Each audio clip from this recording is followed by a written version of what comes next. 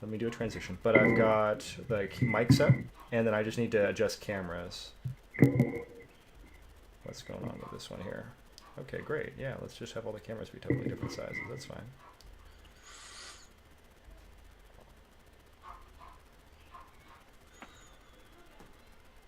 Cool.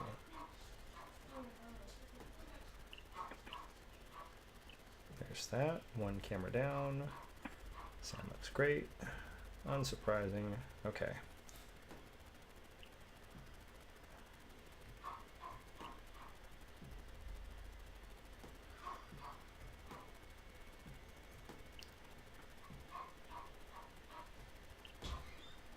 So if you guys will talk, that'll probably make Kyle's job a little easier of checking to see if everything's working.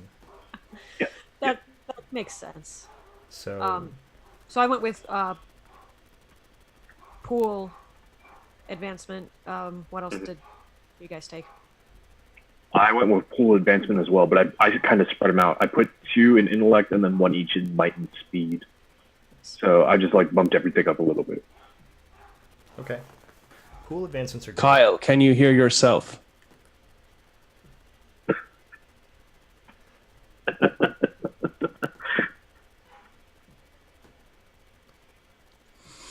Yeah, if we keep talking, we're doing good. So is that a yes? You can hear There's a yourself. 12-second delay. I know Yeah, it's so great it's dealing with that on Twitch. I mean, again, you would think I would be better at this stuff, but I'm not, and I'm probably not going to change. Okay, so I'm going to switch some tags around, some name tags, and then we'll be all set. What font is this Untold Legacy written in? I don't know. It's very shiny. Yeah. But I hate that T. Oh, well, don't tell Throck from Tavern Tales, because he did it, and I appreciate him taking the time to do it, so... From what? Did I say Tavern Tales? I'm looking Yeah, at you your did. name tag right now while I'm doing it. I meant welcome to the party. It's like Tavern Tales, it's just different. Ah. Yeah, that T. I'm telling you. Somebody does not like the letter T. Well, you know, all fonts are choices, and not all choices appeal to all people, so... This is not a choice T. Like, it's not even the same height as the L or the D. I'm glad that screen's going to go away shortly, because it's driving me nuts.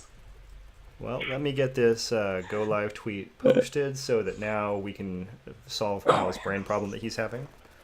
Okay, so I've done my transition. That's usually a good thing. We've got a break screen for the future when we need it. I'm going to pull up my notes and probably the Twitch console in case anybody says anything interesting. Okay, how are you guys doing? I didn't do a go live like Kyle suggested because I did my go scramble instead. So we're doing like kind of an on the air go live. Zan, how are you? Doing okay. Yeah. I've been up for a while trying to get some grading done. Yeah. But Has it been degrading? Ooh. not for me, but definitely for some of my students. Did you purposely wait until she was holding until they were holding the cup up to Yes. their lips before? Okay, right. Yeah. Let's go. Yeah, of course. Just in it- time. Okay, so Kyle, how are you? I'm good. I've had a lot of rehearsals this week, so I'm getting frustrated with the process. Okay. Okay. Are you directing these rehearsals or are you participating in these as actor? Yeah, no, I'm in a community theater production of Gilbert and Sullivan's Princess Ida. Okay. So, All right. and you're all like, those are words. No, it's a I very know. I actually understood every single one. yeah. Oh, good. It's I've heard of Gilbert and Sullivan. Well, that's I know then it's yes, gonna you be understood all those words. Right. And Kevin, how are you doing?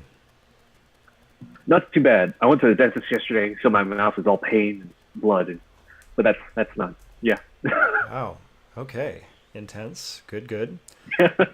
I have nothing to complain about by comparison, other than the fact that I scrambled a little too much this morning, but that's my choice. So, with all those things in mind, I'm pulling up my document here so that we can get game stuff rolling. Safety system, same thing we did last time. We use the chat over here in Zoom if we need it. We've got our basic XNs, Os, so if there's anything that you want to change or anything that you'd prefer to speed past, we can always do that. If there are things you guys are doing okay with, we can always stick with our O. We can ask each other if things are going good. N is slow down, X's don't do that. And those will handle our basic things. A second ago offline, we were talking about the fact that we've done a character advancement. Did everybody officially take care of your experience points and all of that? Okay, so that part's not so painful. All we've got to do is figure out that you have character advancement. I think we had roughly 6 experience points per person, maybe 5, from the end of last game. I think it was 6. Yeah, I think it may have depended on how many times you got intruded against and where you spent those points, if at all. I think I came up with But 7. there was an ending 4, for sure. So a character advancement costs 4 points. Kevin rightly pointed out that in the book, they've changed it so that your stat pool increases. 4 points, not 6 points. It was probably too much fun before, and so they've just nerfed it a little bit. And then we've got the other basic stuff, which is you can do a increase of edge, you can do an increase of effort, or you can do a skill. And when you do a skill, you can choose to train a new skill, specialize, which is 2 steps in a skill you already have. There's also some skill-like advances they let you do, which are things like adding to your recovery rolls, and those are kind of cool. Those are under other options there in the book. It's reduce the cost for wearing armor, add 2 to your recovery rolls, select a focus ability that's available to you at tier 3, so you have to do that later. Fighting moves, esoteries, etc. for your different types.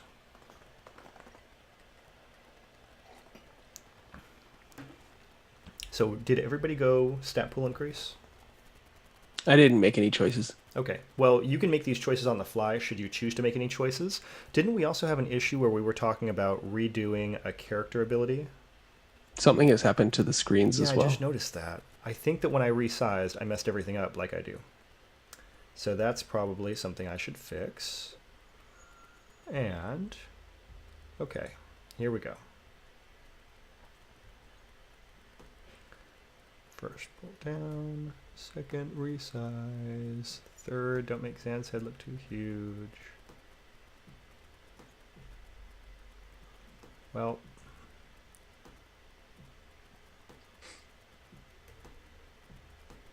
it's an art for sure.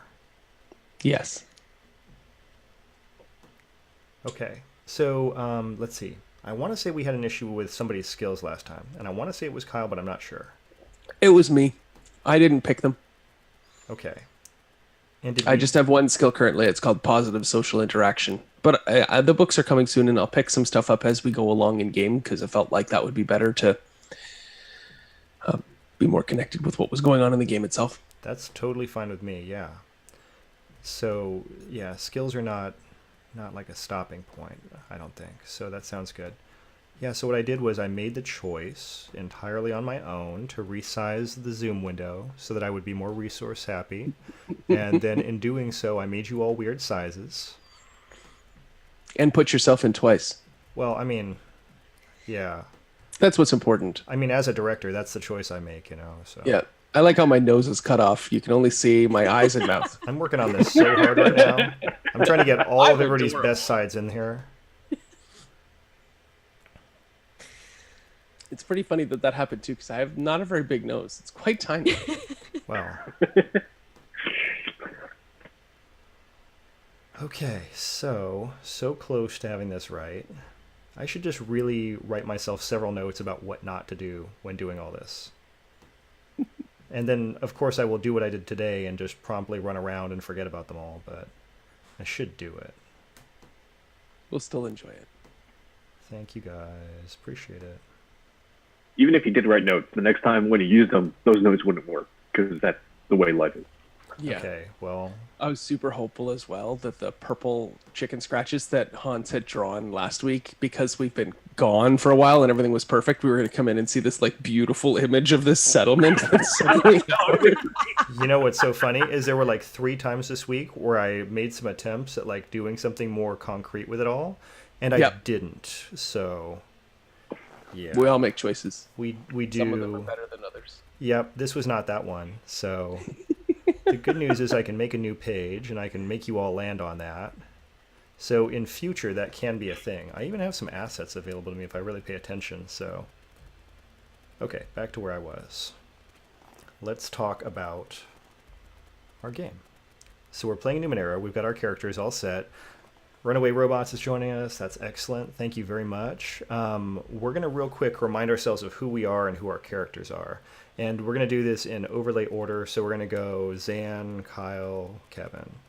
So, Zan, do you want to talk about yourself if you want to, and then also about your character? Cool. Well, I'll talk about my character because I'm an uncomfortable person when it comes to talking about myself. Fair. No, I'm playing Ten Lao, who is a Wright.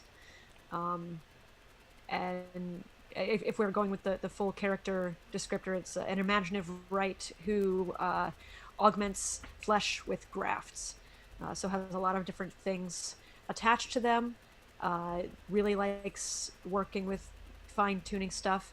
I actually recently remembered that they are trained in weaponsmithing, so that's something I'm going to play up coming up soon here.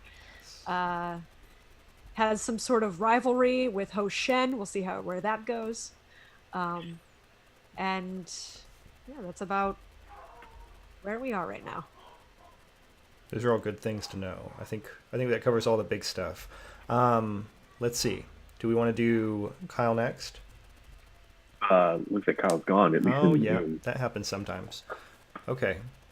Well, Kevin, let's go you now, and then we'll see what happens to Kevin when they come back. Oh, we can't just sit I'm here sorry. in I silence. said the other way. Let's Kyle? go Kevin now, and then we'll see. Oh, that's wait, what there he is. happened. That's That's why. what happened. Okay. Yeah, got to be theatrical, right? Well, sure. And then I'm just going to switch these name tags, and that's the easiest thing of all. Okay. So And now, suddenly my in face proper is like- overlay order, we're going to go Kevin next. Oh, me next. Okay. I am Kevin. I'm playing Paragon 9, a exacting delve who fuses flesh and steel, who just wants everything to be right, and is a newly inducted member of the Silent Chorus, of which we have no clue what they do, which makes it really dramatic and exciting. Yeah, that's. Joining cults blindly is like the best thing you could do in an RPG, right? I mean, in general, I think joining a cult blindly has about the same effect everywhere in life, so. Yeah. I'm not calling anybody out. I'm just saying it's a choice. So, yeah.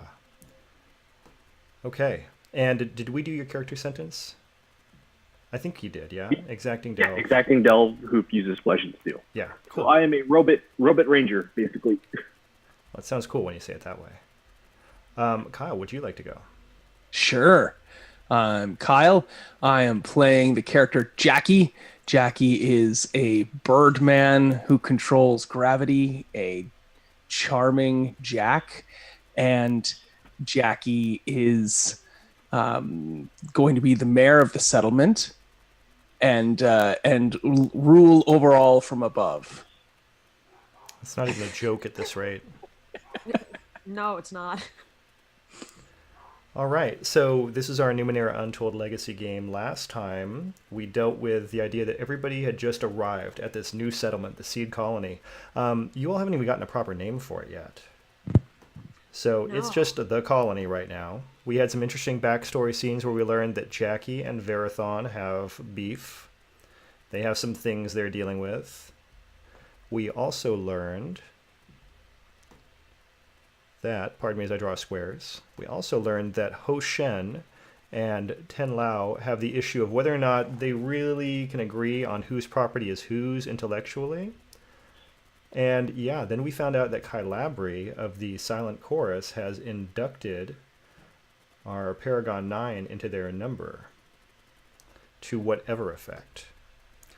So when we start this game up, we're going to be dealing with the events of the last part. You all visited a colony, which was a Lattimore colony. Lattimores being an interesting symbiotic species. They're part fungus and part, let's say Wookiee, because it sounds easiest to just say Wookiee. They're part very large bestial creature. And in dealing with that settlement, you had a very positive interaction that was very quick in-game because it was the end of our stream. But following that, you all got back into your dropship to go back to the seed colony, and you found yourselves suddenly frozen in time. The chronometer reads at least 7 hours, but it's a fairly basic model, and you're not sure if that is 7 hours total or 7 hours plus several other things, because now suddenly the colony is much more built up, and you find yourselves, I don't know if it's totally unexpectedly, but dealing with those repercussions. So, let me do this on roll 20. Because I have been called out, I'm going to drop my player marker onto a new page. I think it should move you to the new page. I'm not sure if it does. But if you move there, we've now got some circles and some squares and some water and the edge of a chasm. And hopefully that is slightly more descriptive to you. Can you all see that? Yeah. Yep. Okay, so if you're looking at this little map thing that we've done, these circles seem to be this overlapping building structure, very much like you saw in the Lattimore village. Everything is round and gently domed, and they kind of overlap. It looks a lot like a mushroom patch. And again, very similar to what you saw at the previous settlement, the Lattimore settlement. Then there are two groups of squarish buildings. These look like they've been put together. They've been like fabricated over some time. One of them is very square, blocky, uniform, and it has one smaller but slightly nicer building and two very large, basically like cubes dropped into the ground. This is on the lower right of the map. I think if I click stuff, it does a little ping. No, it must be when I do other stuff. I think I have to do a... Oh, no, it did a ping. That's the ping. Whoever did that ping, that's the ping. And then that's That's the... my pick. Yeah, that's one area. And then area 2 has a lot of individual, smaller, short buildings. All of them are rectangular-ish, and none of them really match. That one's closer to the water. Now, we've got some circles over here that are gray, and that's dealing with some of the leftover tech. I described a lot of it as being like shards that kind of stuck up out of the ground, but then other things were very large spheres, and that's what we see that's still in the colony area. So there's a lot that got cleared away from your initial drop point, which is approximately this red X that I'm about to put on the map. So that's probably where you all landed. Okay, does the map inspire any new questions from your current vantage point up above in this dropship? You're closer to the waterfall than anything else as you're coming in towards the settlement. They came up with a name for the settlement without us. I'm gonna be so mad. So as we were coming back, we were kind of like frozen. We saw that like arc of light. Were we in view of the settlement at that point, or have we now started moving again and are coming around into view? Basically what I'm trying to see is, did they see us frozen in time for a long period of time above them? Would they have been aware that we were stuck? That's a good question. I don't know if you're at a point where you can really ask them what they know, but as far as you know, you were in visual range of the settlement when you started experiencing the problem. Great. So here are some interesting Numenera Destiny pieces of information. A settlement that's around this size is roughly of rank 2, let's say. So I'm going to put your community rank at 2 for things where that comes up. You've got some buildings here, but the buildings don't seem very significant. I'm trying to think about if any of these actually are going to be contributing to the community. You have, basically, it's going to give you just a little bit. You've got the rank. You don't have any particular installations that affect this. Yeah, so you guys being here is going to be significant because you all have different abilities that inspire or affect a community. But I don't see anything here where I'm going to say that you really have a difference based on the installations that are currently here. So let's go ahead and leave that off for now. And let's take a look at what's happening. Okay, you're in the drop ship. We have Tenlao. No, I'm sorry. Is Paragon ported in? Paragon's ported in. Yeah, Tenlao set that up. Paragon's plugged into the USB jack of this machine. And then I think Jackie's just sitting in the back, right? Yes. Yeah. I'm just sitting in the back, letting everybody do all the work. That's a good plan. Enjoying flying. And wondering where my canapes are. That's right. That's right. the canopy for this dropship. Good stuff. Okay. Well, are we bringing it in for landing? Can we circle around first and like kind of spec things out, see what the general demeanor of people down below is? Sure.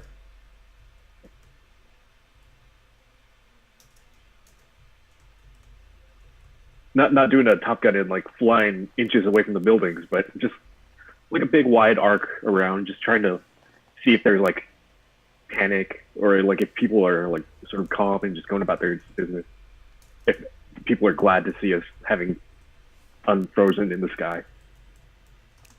Well, as time goes forward, let's say you spend about 5 minutes circling around. You see about 4 people in the Silent Chorus robes that are traveling from these very large square buildings towards the river. They're all carrying poles across their backs and they have large water buckets. They're moving in a straight line. They go towards the water on the way back. You see them going in the opposite direction. They're not doing anything more than that. You see some people in very brightly colored robes going from building to building over in the other group of buildings. They don't notice you at all. So you've taken a quick lap, maybe over 5 minutes time, and no one seems to have noticed you.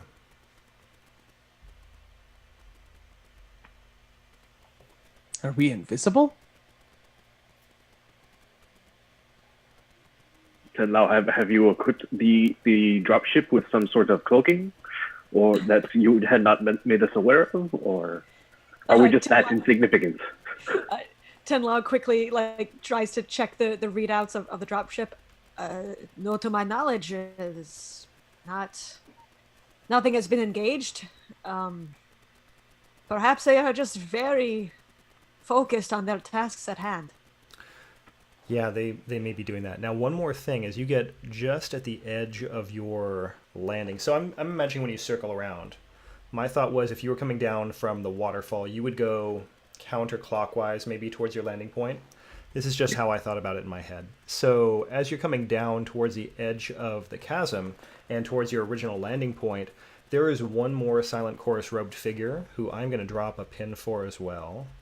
We're going to give them, what's a nice disturbing color? How about this nice chartreuse green type color? They're going to be right here by the edge of the chasm. They do not seem to be moving at all. The robe is doing that like gently uplifted position, and they seem frozen.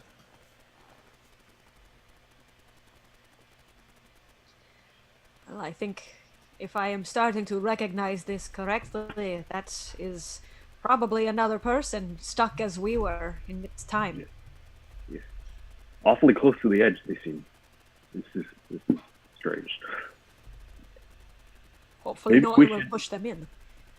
Or maybe we should pick them up and move them further away from the edge? Or will that disturb them and irreparably rip them out of the time-space continuum? Who knows? I would say let's not touch them yet, only because if this has been a long time since we've been gone, it's possible that the people here have had more interactions with this phenomenon than we have. They might know the limitations of it better. I don't know. They wouldn't even look up to see us approach. This is also true. Oh, we do see other people moving around currently, right? You do. There are definitely people moving around.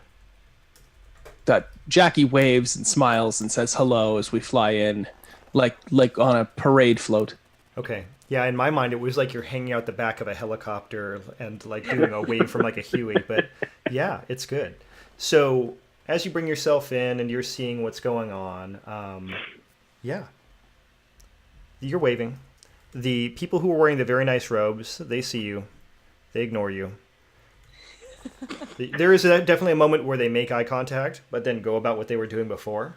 Oh man, I know. Dismissive. And that's specifically people of the Silent Chorus? Other ones, Splendid Form. These are Splendid Form members, yeah. They're very pretty and they're wearing all their brocades. Does anybody want to make an intellect test just for fun, just to see if you're going to catch any quick details here? Yeah, they're not dirty or anything, are they? No, well, we'll find out. This is an intellect test for just this purpose. And I will I'll put a level of effort on that. Oh, okay, yeah, sure. So we're going for like a general difficulty of 3. Okay. So effort 1 and difficulty 3.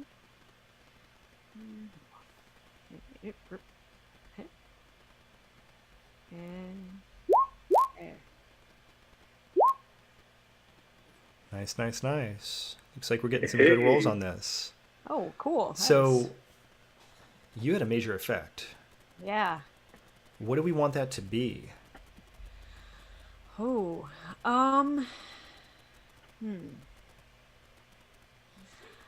You know what? One of the major effects I get, I can use is that one of my grafted pieces of technology is more useful in the situation. So I wonder if the glasses that I have embedded into my eyes might give me some sort of readout on what's going on the new structures or the people that are moving around. I was thinking the exact same thing. I'm so glad we're in alignment. So let's do the easy version for just what people are seeing, and then let's do the augmented version. Okay, so the easy version, both Jackie and Tenlau are very aware of the fact the splendid form were formerly wearing a lot of jewelry and rings and things like that. They seem subdued by comparison. There is a lot less of that. The next thing you notice, almost offhand, just passing by, as one of the splendid form walks from one of these rectangular buildings to another, there is a Lattimore behind them. So that's all of our fun stuff there. Yeah, so good stuff. Now let's talk about the augmented reality view for Tenlao. These buildings. Let's talk about the crafts and the structures, because I have a feeling you're not that interested in the people compared to the buildings. Correct. Okay. These are all prefab buildings. You can imagine what piece of technology that was brought with you these came out of. There was like a simple printer that was there for putting together things like this. All of the buildings, the Silent Chorus have. This is the problem with having two very similar names for groups. The Silent Chorus buildings are all mass print buildings. They look like they were put together very quickly. Squares are easier to mass print than rectangles for whatever reason. The rectangular buildings for the Splendid Form, Ho Shen's group, are just mildly off of mass spec. So each of these buildings is vaguely different to the point that each one probably took twice as long to print as any of the Silent Chorus buildings.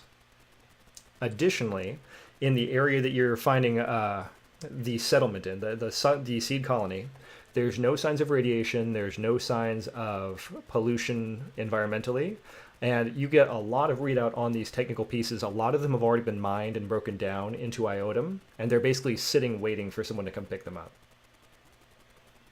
So I'm going to make like a supply dump over here in the corner too. And we'll give that a color.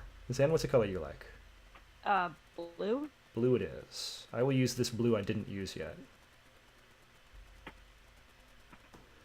So we'll do like this big blue rectangle over here to the left of the Splendid Form buildings. That's going to be our supply dump.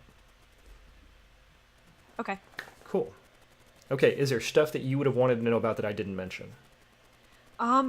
Anything about the, I assume, Lattimore structures on the far side of the river? Yeah, looking over there, you can see at least 3 Lattimore that are in the area just walking around doing things. These Lattimore are wearing jewelry. You see like long gold necklaces, a couple of them have rings, one of them's wearing like a little tiara type piece.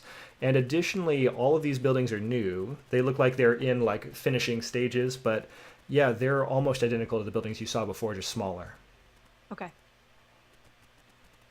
Okay. Cool. I don't think there's anything of that I would keep from the other two here. So, and any of that I'll just directly pass on to them. Sounds good. Sounds good. I don't know. Maybe I shouldn't say, but like, would Tenlao spot if anybody's like carrying weapons openly? That's a good question. Tenlao, if you're interested, I don't see any signs of weapons at all. Okay. There doesn't seem to be any people armed, at least not openly. Doesn't mean much given what ciphers could theoretically do. Yes, somehow this is not as comforting as I would have hoped.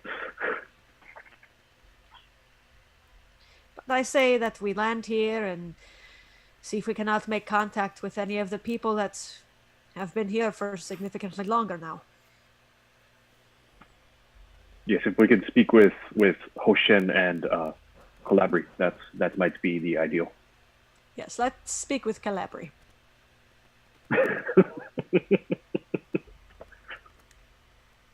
Very good, very good. Okay, so you bring the dropship down to its original location, or do you want to do something different? That seems That like a seems good good. spot. Let's do that. I wonder if I can. A good place where we could Standing run back right on into top of the guy who's frozen in time.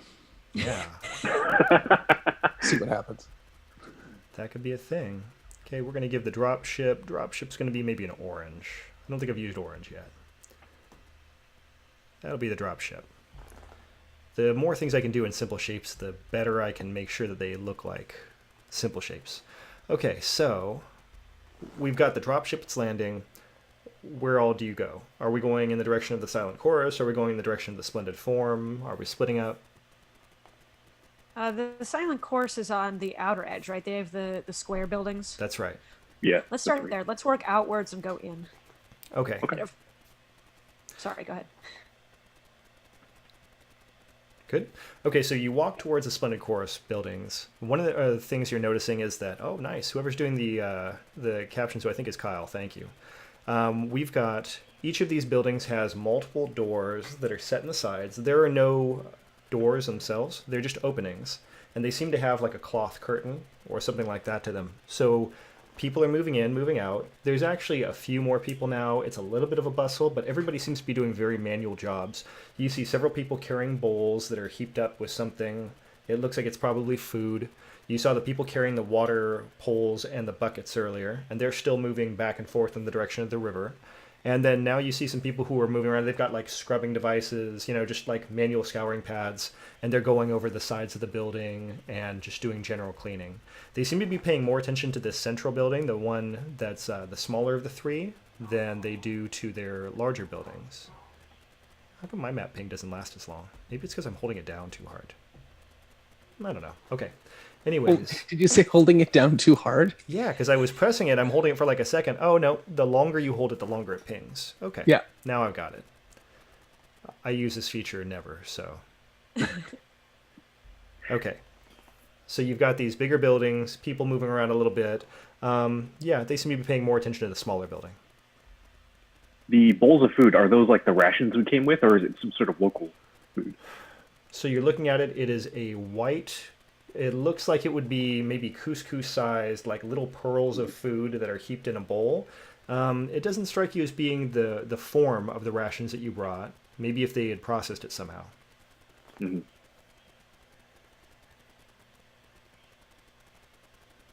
Things seem to be going along much without us than with us. Let's go get some food. I'm hungry. You all can do that. Yeah. Yes, it has been some time since we last consumed. Yeah, who knows genuinely how your manner of conversing is so strange at times, Paragon 9. This is the most direct way of speech, I find. Yes, I walk over. Okay, are we going inside this big building right here? Mm-hmm. Sure. Sure, why That not? works. So, All of the couscous.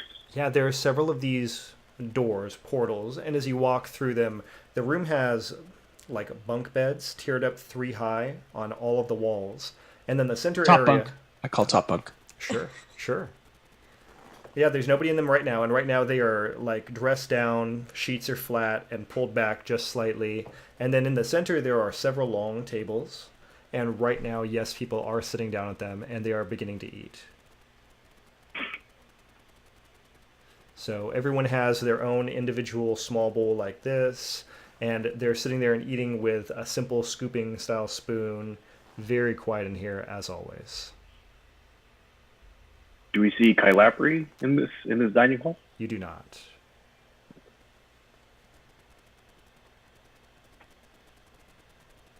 Hello, chorus. We have returned. And they are silent for a reason. There is no remark. There is no note taken of you. There is a place. As long as we've known the silent chorus, are they literally silent, or is that just more of a phrase? Like, do they have like a vow of silence? Yeah, they just don't talk. Okay. Okay. Very simple. Sometimes the name of the thing is the thing. Yeah. Jackie, they greet you with their famous song, Yes. their song of silence. I will not say that this does not disappoint me. It disappoints me. Yeah. Sorry, Jackie. I don't know who just said sorry, Jackie, but I said Jackie that. Not the embraces silent chorus. that. Jackie embraces that in the core of their being and goes to get some couscous. Yep, you are. Perhaps after we obtain sustenance, we can speak with Kylabri and find some answers. That sounds good. You were all given food. There are bowls that were in a pile on one side of the table, along with scoops. They make no attempts to stop you from sitting down or eating. So while they are silent, are they also like stoic in their facial expression? Yes, Okay. they do not show any signs of pleasure at eating or each other's company. They are sitting mutely eating. I was wondering if there was any sort of like surprise or reaction to seeing us there in any way. They have basically taken no notice of you and offered you food by rote. Okay. So,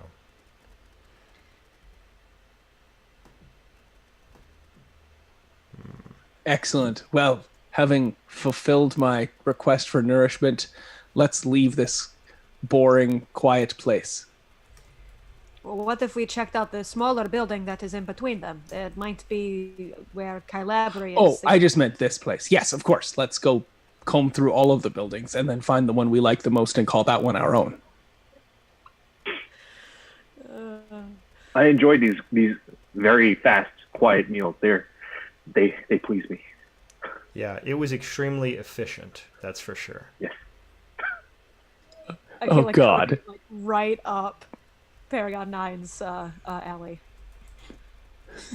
Jackie's like, no, my companion. Paragon 9, even eating Paragon 9 would like take half the couscous and take water and like just combine them and just drink it. That is the most efficient way to consume it. Wow. I think we can all be disappointed about that. Yep. Okay, so you have your efficient meal in total silence, and now that you've finished that, you're all going to go look in the smaller building. Yeah. So this one has the same very small square building outside, fabric curtains as you go to the doorway, and now as you go inside, all the walls are draped with fabrics all the way going down, big long hanging fabrics. A little bit of a flashback for Paragon 9 from the last time you saw Kylabri's quarters. And moving into the center, there is a long resting, is it a divan? Like a resting couch that's inclined on one side. And Kylabri is leaning there, reclining on their hand. They're wearing the same open-fronted robes that they typically wear, yes. And as you walk in, they say, Paragon 9, Jackie, Tenlau, it's good that you've returned. Much has happened in our absence, it seems. Yes. Time does go on. But for us it did not. We were stuck mid-flight. Yes, we have heard this happens. We took the opportunity to test it ourselves while you were gone. Is that the person that is out near the chasm? Yes, right. How did you test this?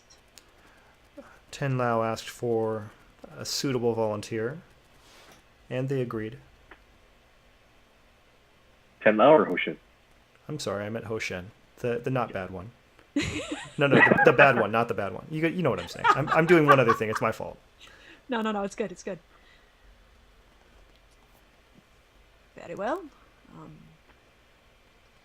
It seems that the Lattimore have come down here as well. We interacted with them before we were stuck.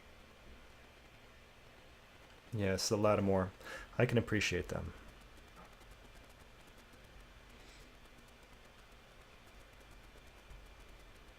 Tenlau kind of looks over to Paragon 9 and goes, "Can you get any more information out of him?" Paragon was like waiting, like seeing if ever verbacious Jackie had anything to offer, but yeah, Paragon 9 will step up. Okay, Paragon 9. Well, how did the Lattimore find this place? We had met them, as I believe we had informed you before we had found their settlement, but we did not inform them where you were. They told us they had met with Jackie and traveled in this direction and found us. It seems safe. And you are safe? You are not in any danger from these Lattimore? The Splendid Form are good at negotiating with these beings, and they've agreed to give their services in exchange for various items. Yes, we did see that they had adornments that did not seem to be brought with them. Yes, they seem to enjoy trinkets and little pieces of jewelry, adornment.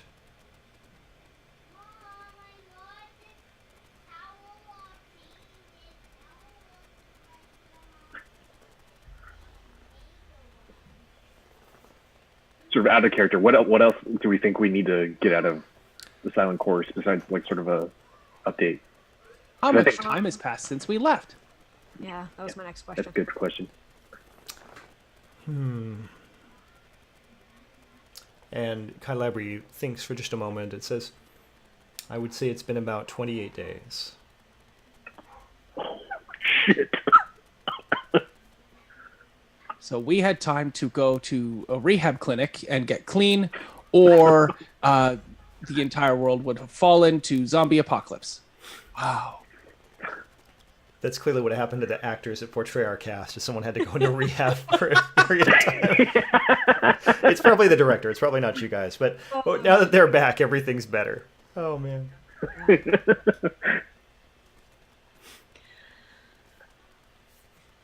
That is longer than we anticipated, but definitely not so long that I should be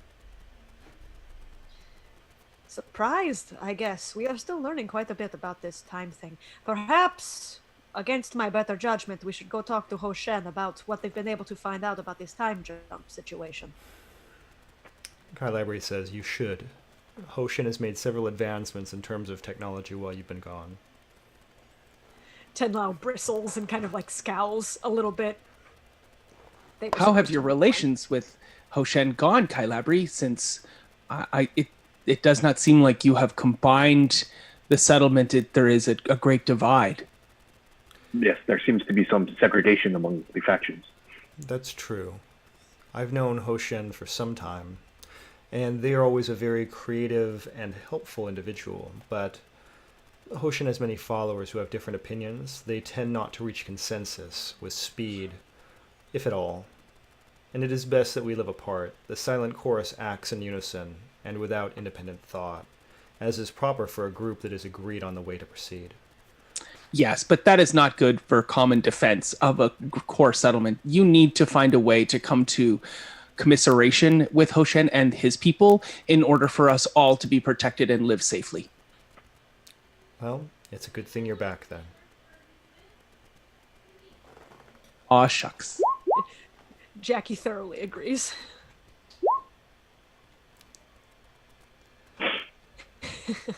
Hey, you know what? Just so we're clear, Kevin, some things I'm not going to get answers on. That's fine. Yeah. Yeah. No, I'd rather not have an answer. There's a really easy way to get answers in that, and that's called playing the game. Yeah, exactly. um, I like how you 28 days. pinged it as a question internally, and everyone on Twitch can read it as well. So Is That's it? Yeah, good. yeah. That's how we play games. That's what you do. I love it. 28 days. This is disconcerting. Paragon turns to his companions, or its companions. Do you feel any ill effects? It did not seem that you are any more malnourished than previous. No, Oh, I'm surprised that all I needed was one bowl of slop in order to be happy again. come now, it was better than slop. It was a grain of some sort. But it was very sloppy. I guess I cannot argue with that. But no, I do not feel any further exhausted or in need of sustenance than I did previously. I feel like we didn't even say goodbye to Kai Labry, and this is the conversation we're having on the walk over to Hoshen's place. To be Oh, frank, that's better. I probably was thinking fine. we were just having this conversation in front of Kyle Labry, not engaging them. Just walking away is better. Even better. Yeah. I like this way, where you all have just walked off because it seems like it's going to become a brand. I like that. It's totally the video game style of way, too. Like, the conversational train has ended Just- with, yeah, like, there's we're no so other glad you're options. back, Jackie, and then we walk away. As a total tangent, I watched the newer Jumanji last night with the family, and I hadn't seen it before. If you guys have not seen that, it is one of the greatest versions of just like seeing a video game played out. It's very good for Yes. that. And the plot's lovely. It's just ridiculous on every level. So Yes. good stuff. Perfect. So as you approach the splendid form, you notice there is a lot of sound. Some of it seems like it's pleasant, like musical composition sound. That seems to be playing kind of low. There are some conversations that seem to be animated. You know, someone is negotiating with someone else. And then you also hear a lot of like a grunting type voice that goes into it, like a type sounds as well as they're collaborating. Nothing sounds angry, just different. You did have that brief experience with Lattimore. This does sound more or less like how they would speak, and they don't seem upset. But with all of that going on, the other sounds you hear are the sounds of fabrication. That of a printer that's going back and forth continuously, and the of like metal being fused or something else being put together. And that seems to be coming from this building that is here in the center, but in the back, all the way back here towards the water. So that's this one. It's so noisy. Yes. I only comment because it was just so quiet. It's a really big divide. There is like a central line to the settlement, where as you start moving, you can tell you've passed the silent chorus and you start going towards a splendid form, as you start hitting this very animated, loud cacophony of sound.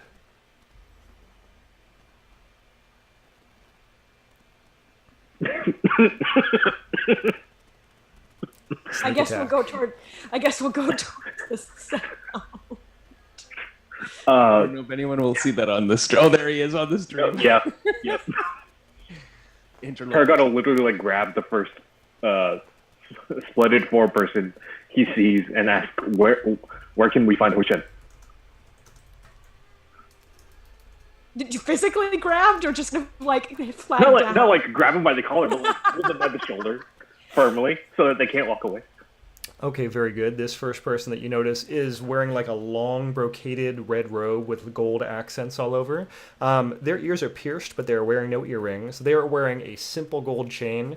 Tenlau, you've seen this person before, and this seems like the least jewelry you've ever seen them wearing. Okay. Also, as soon as you grab this person, directly behind comes Lattimore. They were standing about 15 feet away, and now they're standing about 3 feet away. They look in no way aggressive. They're just standing there watching you with their very large eyes. I don't know if our Lattimore handout is still pulled up there. Yeah, it is. Yeah. So, yeah, so they have these two large central eyes and then several smaller eyes. Actually, the Jackie mask would be kind of on brand if you put some googly eyes right where the eyebrows are. Yeah. And they're standing very passively just watching you. But the person that you grabbed is one of the splendid form who, as soon as you put your hands on them, they start going like this. They are they are slapping down at your hands to remove them from their person, and you can see that you have definitely creased the silk of their robe. Oh. What did you need? What is the cause for this? Where is Hoshen? He's in his laboratory. Where is his laboratory? It's over there. And they gesture vaguely and, let's say brusquely, in the direction of that last building towards the river. The one where you can hear all of the different fabrication sounds coming from. You do not seem to be busy. You can show us where it is. Please, lead on. I'm sorry, but, fine. There's no need to be sorry. Jackie's Please, gonna be on slide in, our way. like, hi, how are you? How have you managed to accommodate yourself over the last 28 days? How have the trials and difficulties been? Can we converse as we walk towards Hoshen's lab? Yes, fine, that's fine. If I've got to already show you that direction, I might as well tell you about it. It's been very trying, terrible actually. It's probably the worst experience of my life. The first 4 or 5 days until the Lattimore arrived, it was the worst of all occasions, living rough. No food really to speak of except for rations and so forth. And then, those tents, they weren't big enough to hold even a single person's belongings, let alone a person. But then from there, and you're now outside of Hoshen's laboratory, and they've turned, and they're just standing in front of the door talking to you about this with their arms crossed now. But now that the Lattimore have arrived, at least we have some proper help for the things, and they're very easy to appease. Look at this one, and they're pointing back at the Lattimore behind them, who is wearing one earring.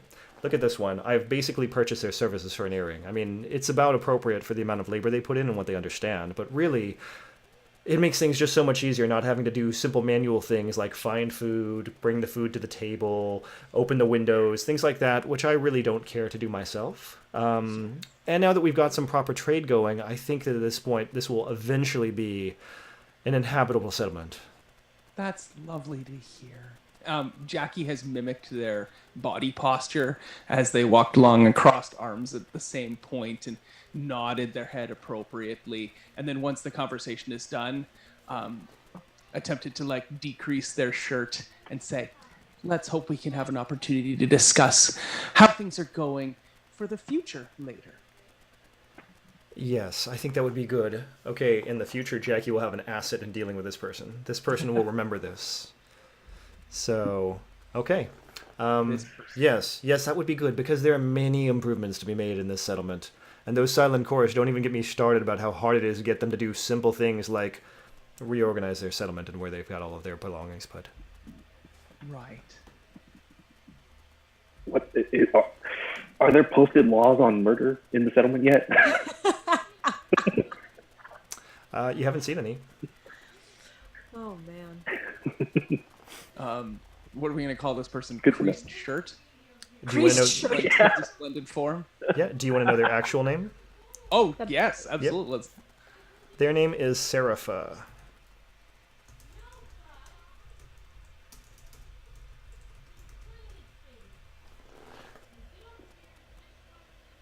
No doubt that I spelled that completely incorrectly. It's totally okay, because I've got my notes, and you've got your notes, and everything's phonetic. Yes. And now I can see why you do not get along with these people. Real question. While you're asking this, has Serapha left yet, or are they still right there? Paragon doesn't matter. It doesn't matter to Paragon. And with that, Serapha says, well, then I'll be off. And they walk off. Yes, your services are no longer required. Thank you. Their Lattimore is walking behind them. Bye, friend. Yes.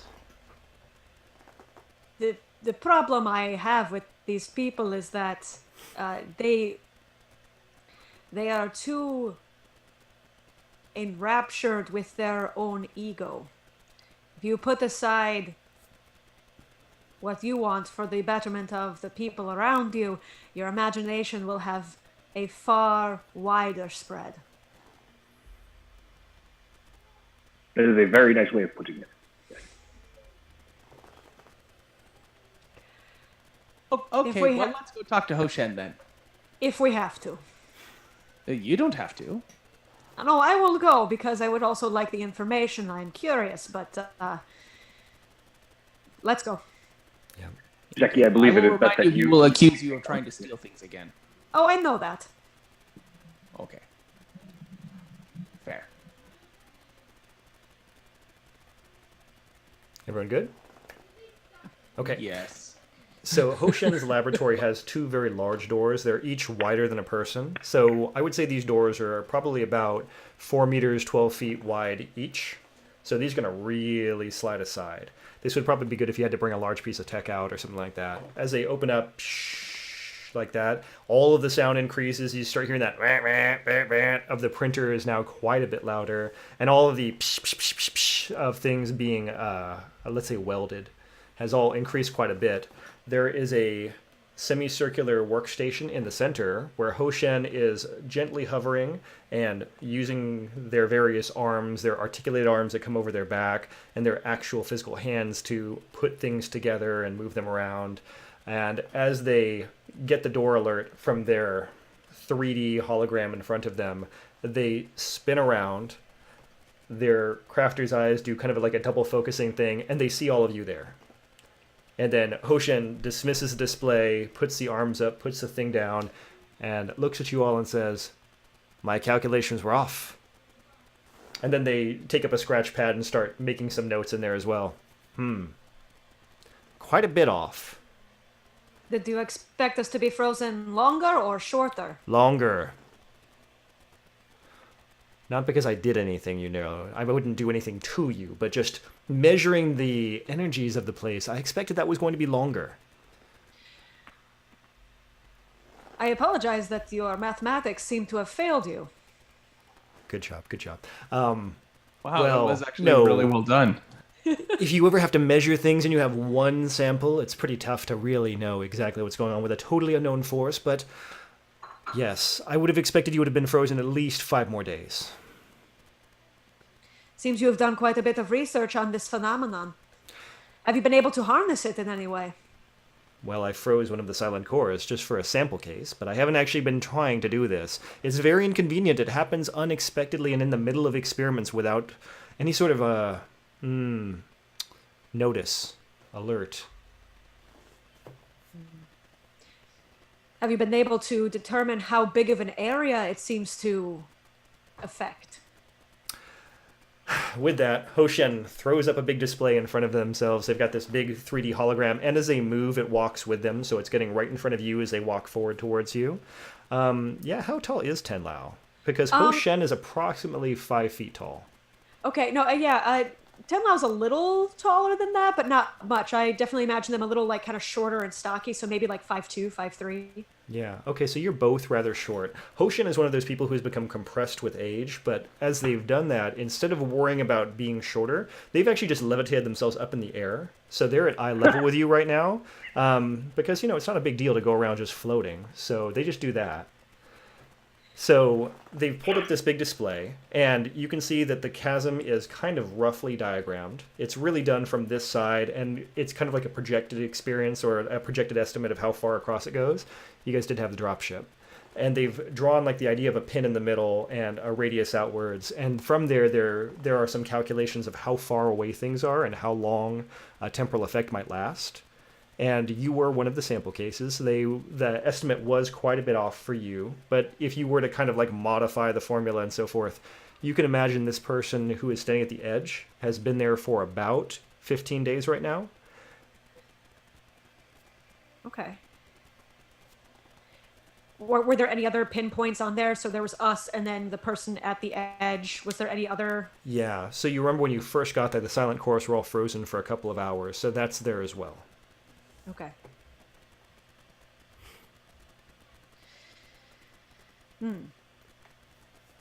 That's a small sample. Why are you segregated from the silent chorus? Hoshen looks over to you. They're kind of like looking over from the side because they weren't focused on you at all. They push the display out of their face and they say, well, why would we want to integrate? For protection, for the convenience of a built settlement and society. We are all one colony. We are all one group, and we must work together in order to succeed. And you are not doing so. That sounds stifling. It sounds as though you have a desire to make your own settlement with your own small group of people. How will you see to the defense of your own settlement? I would create some sort of weapon system, and then I would automate it. I can work on that. No, I don't think that that's an important process step at this point. I think what we really need is some communion of our leadership, and I will think on that and come back to you. I do not wish to take you away from the current projects that you have undertaken for the last 28 days. Maybe if we were trying to integrate the community, maybe a weapon system. Maybe if they were quickly brought to heel, then... But I think that you should not put that onto the stove at all, or even a back burner, that you need to leave that on the kitchen counter and not touch that until I let you know that would be a good idea to go forward with. That's fine. That's fine. I have other projects.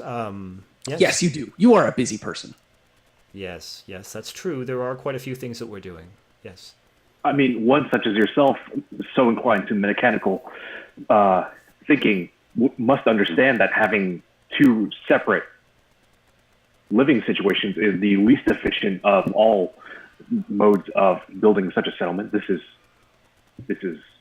ludicrous, to say the least. I could disagree. Since we have two very different groups that are used to very different models of living, the cost of integration could be quite high. And they start throwing up like a statistical curve of, where things are at and meeting the balance point. And they say realistically continuing the way we are is about 4% easier. With a standard deviation of 4.5. So really,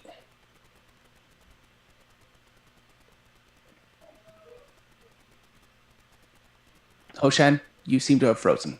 I think I'm still here, but... Oh, excellent. That is good.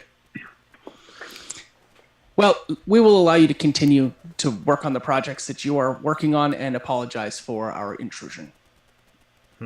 Paragon, Tenlau, were there anything you wished to bring up with the leader of the Splendid Form?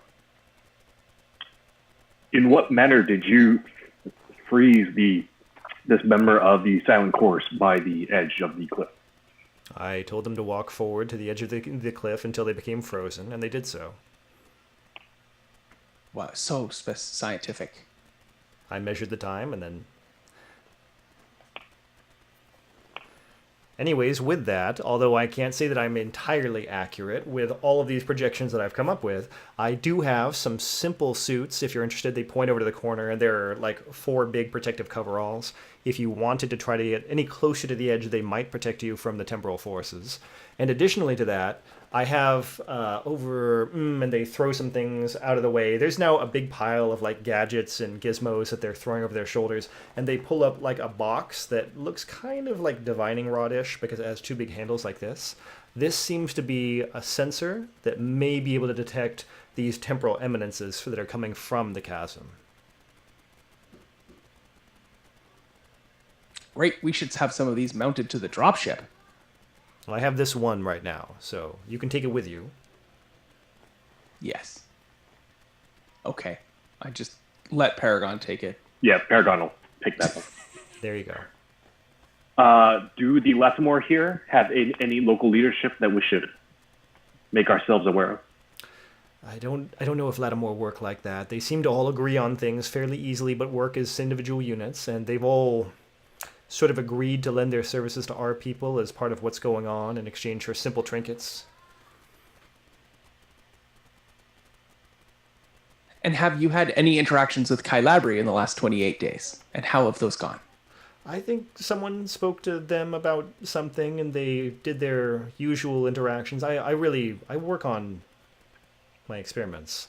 Realistically, my far lower friends, the people who are with me, the Splendid Form, tend to handle these interactions. Oh, okay. Though they consider you their leader, it's an interesting relationship. Yes. Well, I mean, clearly, they appreciate my intellect. And as do we all. Tenlau kind of like quietly scoffed, just kind of goes, "Huh," at that. Luckily, Hoshin is very hard of hearing and does not notice.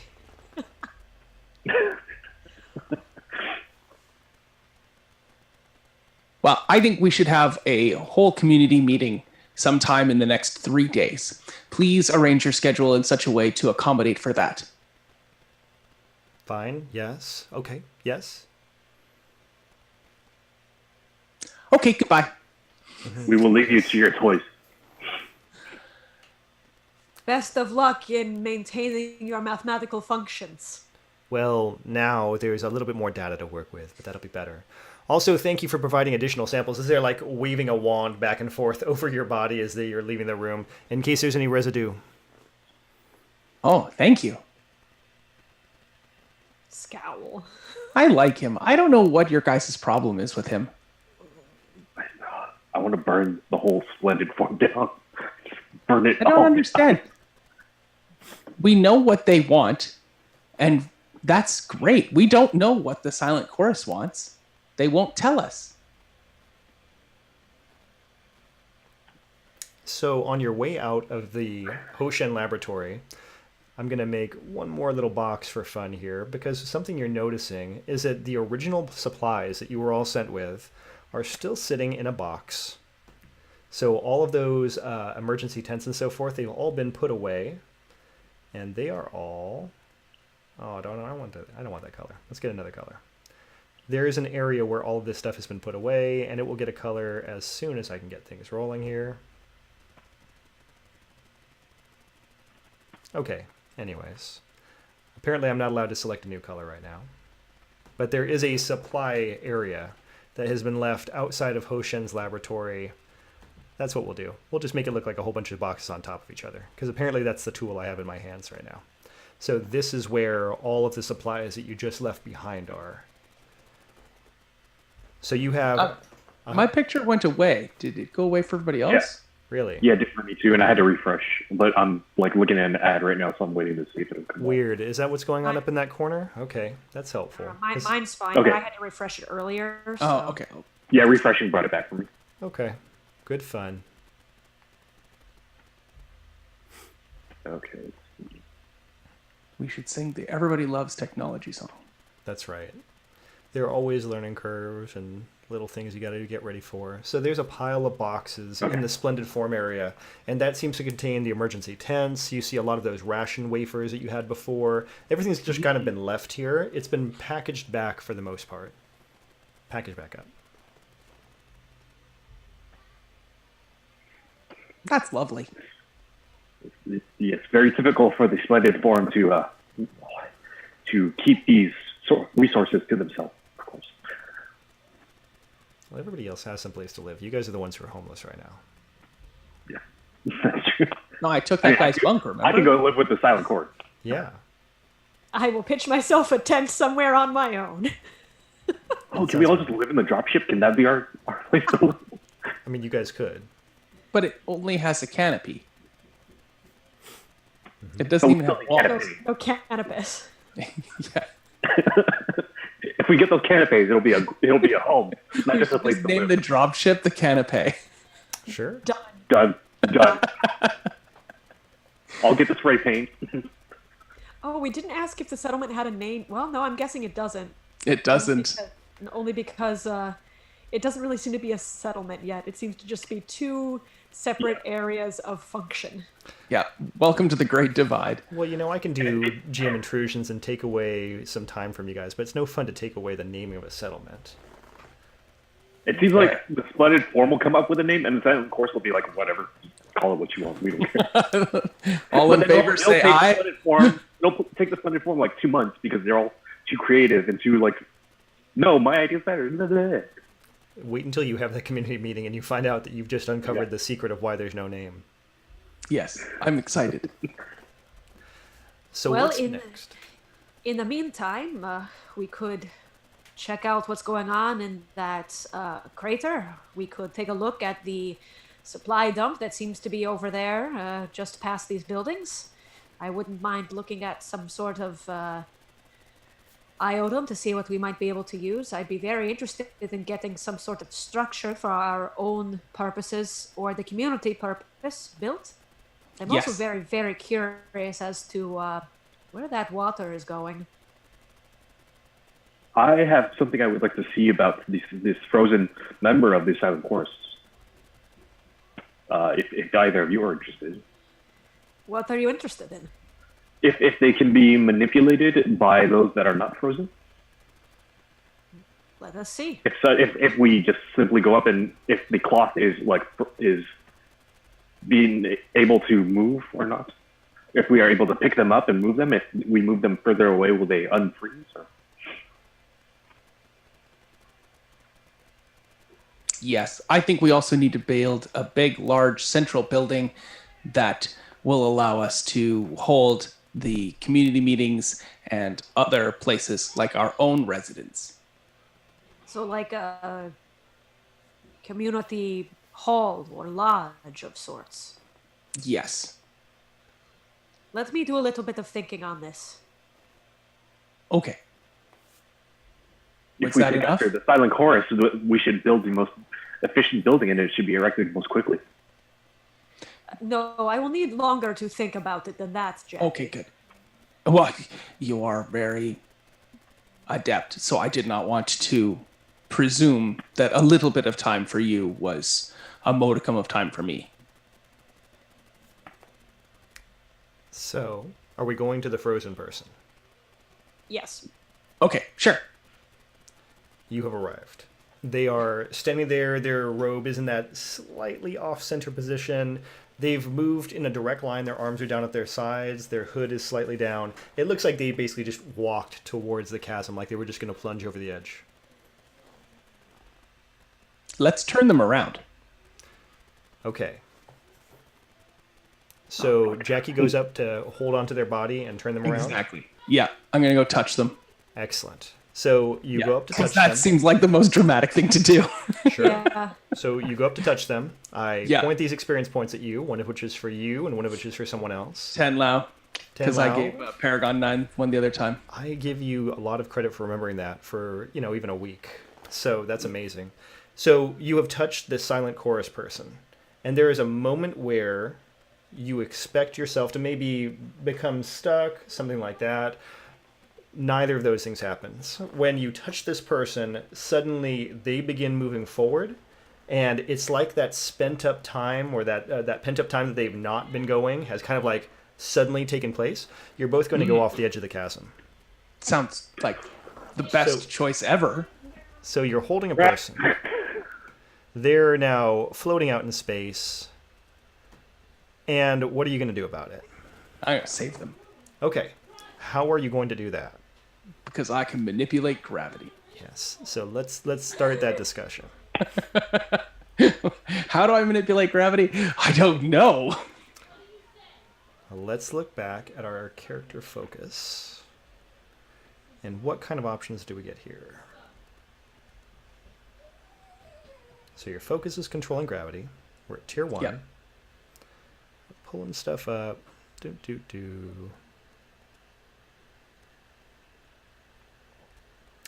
Okay, so you have done. You can choose to learn weighty instead of one of the other abilities. You've got tier 1 hover.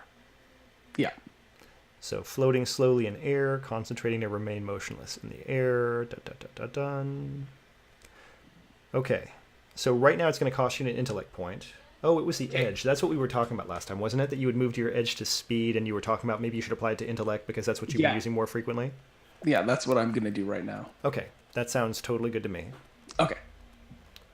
And then you are holding this frozen person. I'm going to say if you want to have your ability affect another person, you have to spend one more intellect point. Okay. So in total, you will spend 1 point. Yes. So you have just suddenly kind of like bolted forward in space. You're holding this person, they're frozen, but now they're kind of dangling limply in your arms as you control them with this hover ability. Yep. 10 Lao, Paragon 9, you're standing there while all this happens, and it happens like that. In a split second, they're just suddenly out over the chasm. What are you going to do? Drop the divining rod thing onto the ground very. Didn't you leave that by the dropship already? I mean, I didn't say so, so I'm assuming I still have it. Yeah, apparently it's now just right there on the ground, so you've dropped that. What's next? I would. Let's see here. Uh,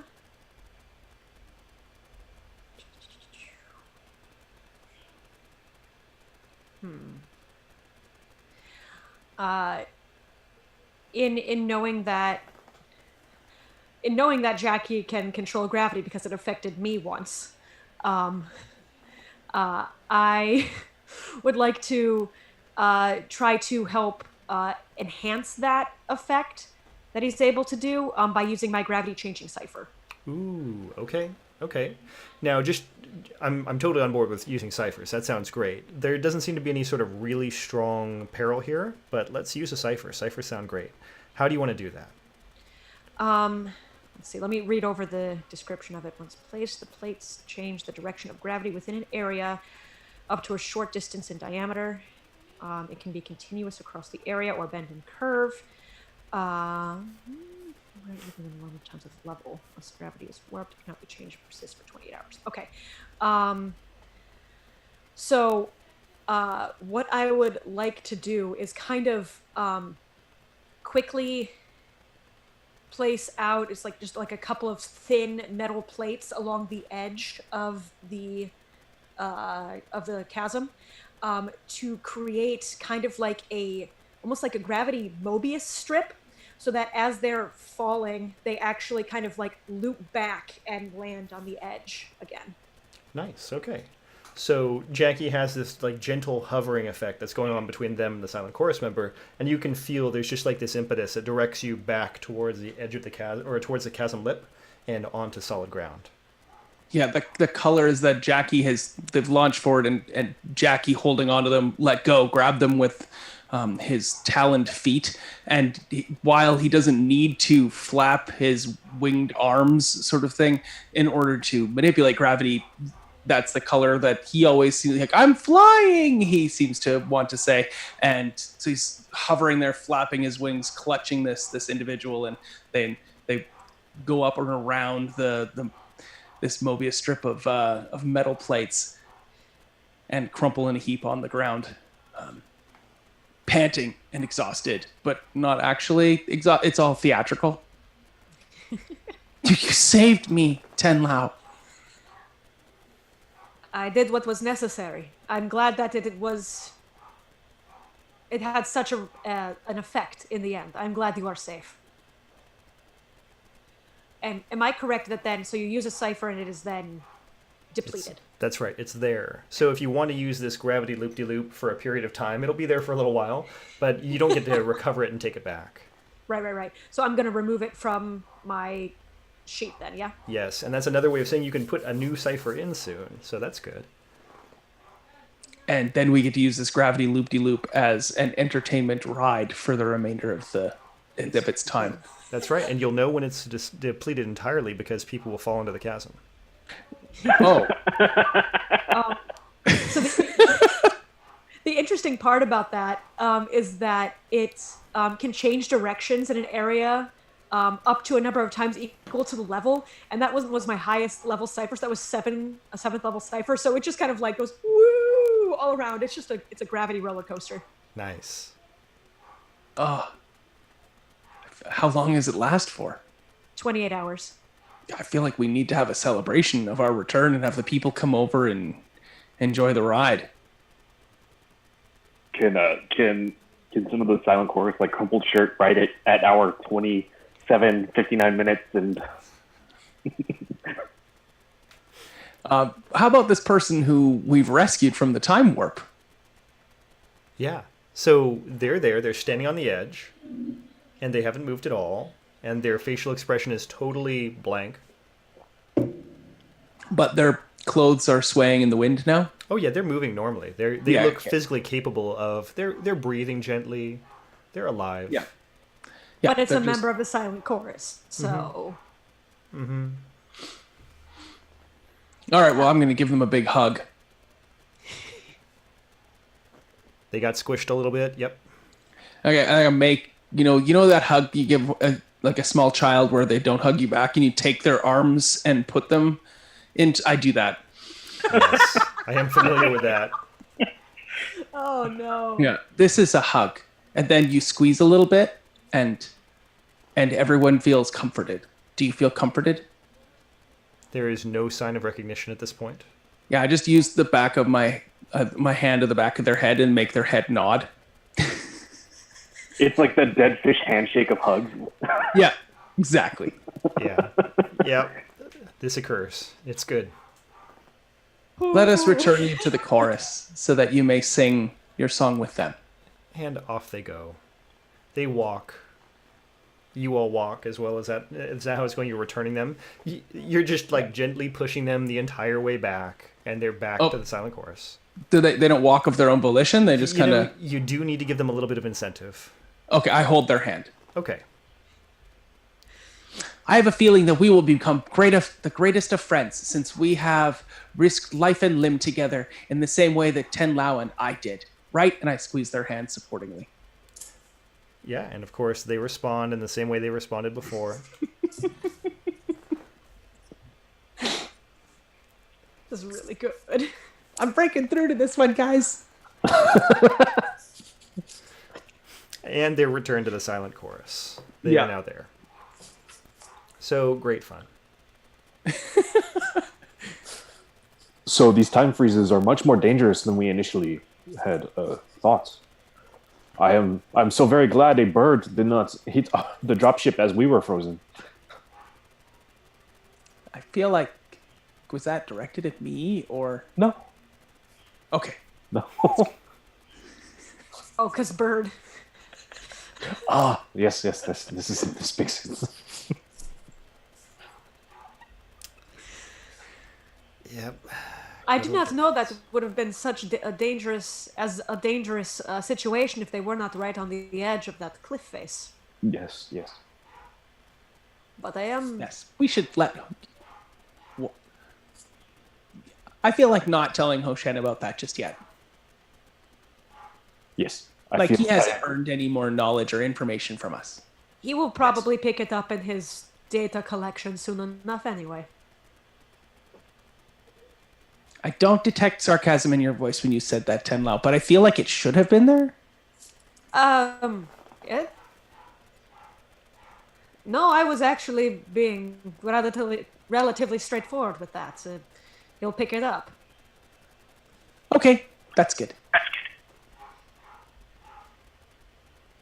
So, I want to look at the supplies on the outward edge there. Okay, and are you going to the supply dump itself? I would like to, yes.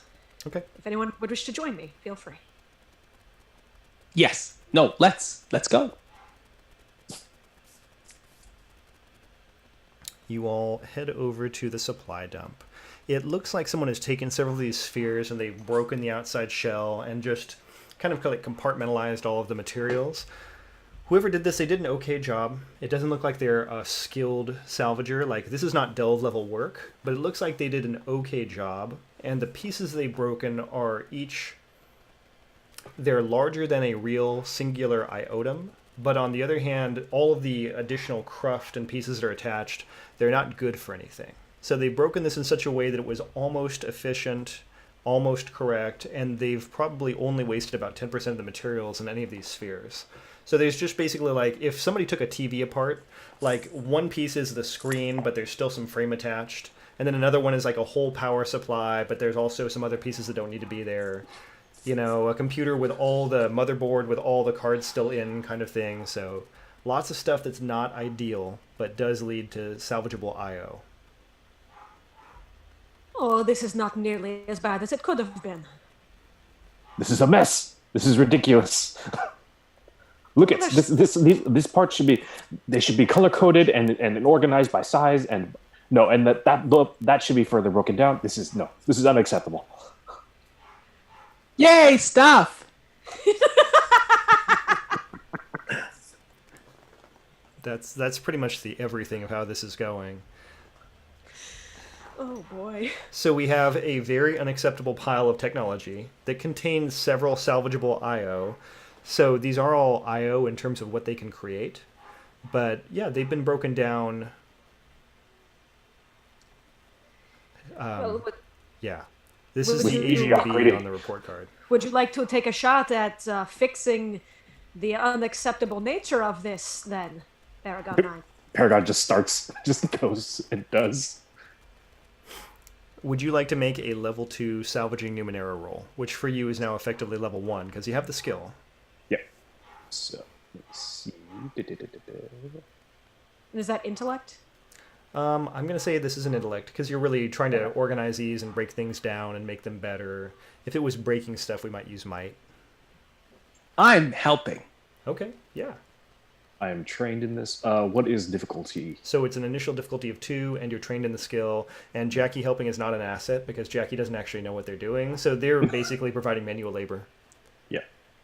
And I'm going to spend an effort on this just because. Sure. And spending effort costs 3 from a pool, if I'm correct. 3 minus Unless whatever you have an your is. edge. Yeah. Yep. So you're at a point where no matter what, you will succeed on this task because you brought it down to a 0. But then it's a question of did you get a 20 and really make this incredible? Or a 17, 18, 19, 20, or 18, 19, 20. Well, you got a 4. Yep. But yep. that's still a success in this case. So it's, it's good. This is so disheartening personally. The ennui you feel from taking on this task. This is just the worst. It's like you went into an Office Depot and they had a clearance aisle and just a whole bunch of people had come through and picked everything apart. And it's like that really sad Black Friday day. It's like Target the day, on the last day of the back to school sale. It's just, it's awful. Yeah. Maybe on one of those times like that, just everything is kind of on the ground and nothing's been properly shelved and some of the things are put back. The Kit Kats are in the Twix aisle. It's just terrible. The Kit Kats are because there's a whole aisle for There's Twix. a whole aisle for Twix. Has anybody ever gotten a Kit Kat and you wanted a Twix or vice versa? And that's just that's a deeply disappointing feeling. So that's kind of where you're at. Just nothing feels right. I just want to say that we live in such a wonderful, privileged world that the level of disappointment can be high between 2 different chocolate bars. What a world. I totally agree. Oh. It's nice not to make it any more real and savage than that. We'll just deal with what candies should not be together. Yeah, I just feel privileged and blessed because I've experienced that exact same thing. Okay. Good times. So right now, that's what we've experienced. And you have now, there are several IO. I'm going to say there are 8 IO available for the taking sitting in this pile. That is quite a bit of material you have there. Is there any that you... It is not nearly enough. I feel like I could have done better. I feel like this is such a mediocre effort. I feel ashamed. I'm very sorry. I think you have done well with what you were given, though I'm sure the next time that we find something salvageable, you will exceed your own expectations. I will put in as much effort as I'm allowed. I do not feel I require any of these resources, though. Please, I believe you will make better use of them than I will. But so please help yourselves. Tenlo's like, of course. that was Zan's expression and nod. Well, duh. Yeah. Yeah, I don't think that was ever not on the table, so. Oh, man. All right. So is this something that I need to identify, or is this just kind of general IO? Yeah, so in the IOTM descriptions, these are all actually IO. These are the most basic level 1 resources, and, there's probably the case that Paragon 9 is right, and if somebody more skilled had taken this apart, they could have salvaged better level IOTM, but that's what delves are for. And when you actually have a delve around, that will probably happen. These spheres look like they have some good technical components. Okay. So that's, you said 8 units of IO? Correct. Okay. Cool. So we've got basically some clay and some wood and some sheep and some Wheat. Some straw. If we were playing Settlers of Catan, yeah, you would be ready to craft a basic building. As I imagine right now, Ten Lao and Paragon 9 and Jackie are like dragging the entire supply dump away from the Splendid Form base and making like a little pile in the middle of the settlement. Yes. I'm just Yeah, gonna move this whole thing. So on the I assume that's on the map. That's going to kind of be where where we want to be somewhere in there. Yeah, we'll just take all these supplies and just move them over real quick. Can we move them over to like the closer to the middle and closer to where our dropship landing pad will be, like here? Yeah. Sure. A couple more minutes effort and it's moved over. Okay. So good stuff. I'm so tired. Maybe we'll restructure the shape of this. Maybe it'll become more like square now at this point. Wow, that looks really weird. Or orthogonal. Yeah, it's got this weird double wall edge, though. I don't know what's up with that. Okay, well, I like it. it's unique. So I love it because it's a square, which fits in with like the Silent Chorus's perspective on things, but it's unique and individual, which adheres to the Splendid Forms That's good. perspective. It's good. I like that. Yeah, I hadn't thought that far on it. So I had been looking into the various like plans and structures, etc., that I can build as a right, and I don't know that most of them are, at least the ones listed, are very like for specific tasks or things like that. I don't know if I saw anything about general building structure. No, the good news is I have that all under community stats and stuff like that. Like Wonderful. laying out a community, chapter 29, and that kind of, guiding community, chapter 29. There are some good things there for crafting objects and structures, and they give you some general guidelines. None of these are very sophisticated structures, so these will all be put together pretty cheaply and easily. Okay. I'd like to spend some time just to, like I said, start kind of thinking about the layout of it, like just kind of a central building, like we said, some sort of like simple, like town hall kind of deal where we could live, but also have some sort of centralized location for things.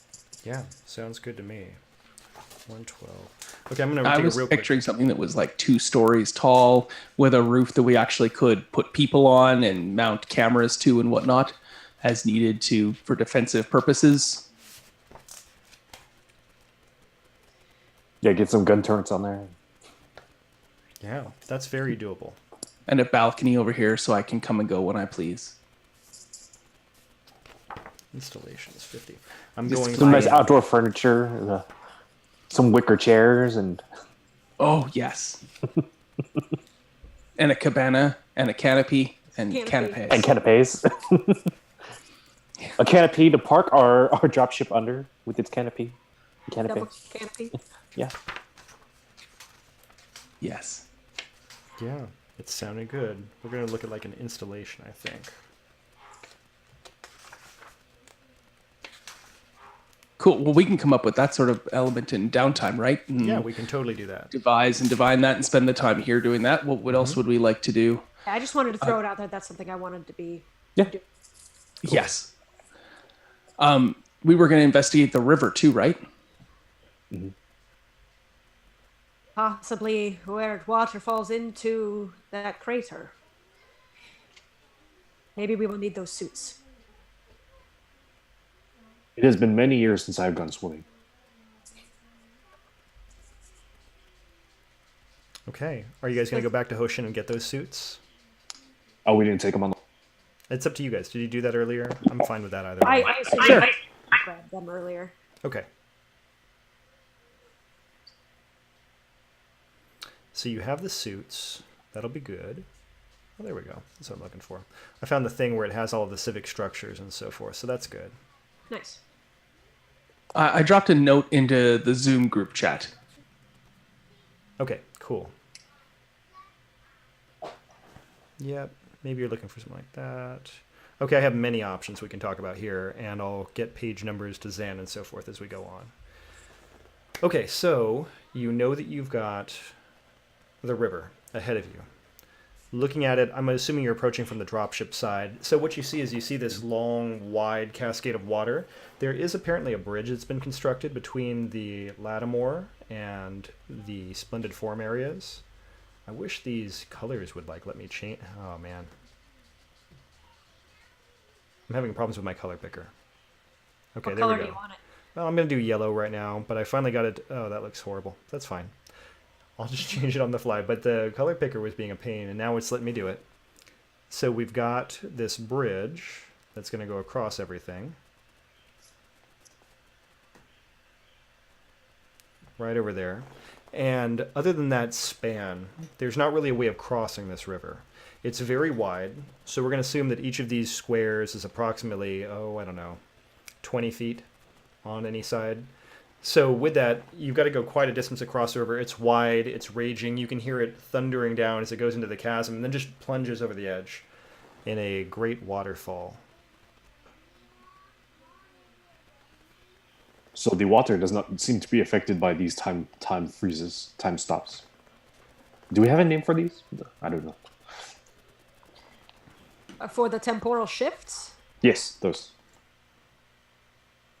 I think whatever you want to call them. But yes, the natural phenomena of the land does not seem to be affected. Or at least not to our observance. This is true. This is true. We should call them time warps. Again?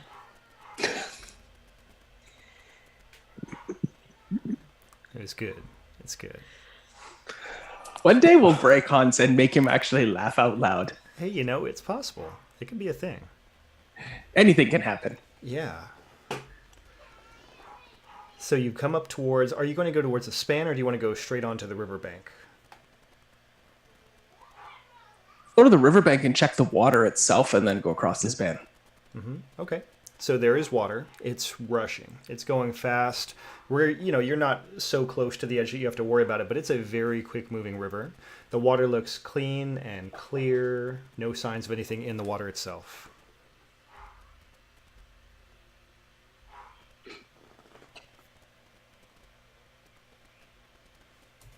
No living creatures or flora or fauna around.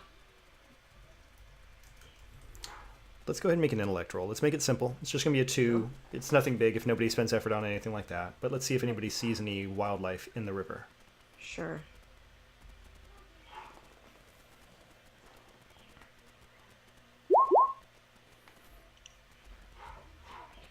Oh, I still had. Okay, F so we've five. got... Yep, Kyle and Zan both see... Oh, where are we? I just see Zan. Okay, so you don't see anything, and you see stuff in the river, but it's all small fish, and they're kind of pressed against the riverbank on your close side. You don't see anything flowing through the main part of the river. And fish may be like a very rough term for what these creatures are, but something that is swimming in the water that stays submerged and has a long, like ovalish ellipsoid body. I will kind of kneel down and like put my hand through the water just to like. I'm gonna try and determine if it's fresh. So like put my hand into it, take a drink of it. Yeah, it is crisp, clean spring water. Tastes great. The water seems to be fresh and safe. There are living creatures in it, but that's really not necessarily a good indicator of whether or not it is safe for us, given that creatures can have all manner of biological functions. But it seems safe to drink. Nothing's happening to me yet. Last session when Paragon 9 had like sort of used his familiarize ability on the area, did it notice where the source of this river came from? So this river goes on for quite a ways. You can see it going into the hills and mountains that extend in the distance. So far beyond the edge of our map, this river continues. And I see we are being invaded by black boxes. Yeah, we're getting some like general hills and rocky structures. I realize that we haven't talked too much about that. It's worse on the far side of the river than it is on the close, but yeah, there's a lot of these shale or sort of earthen outcroppings, rocks that protrude through the surface.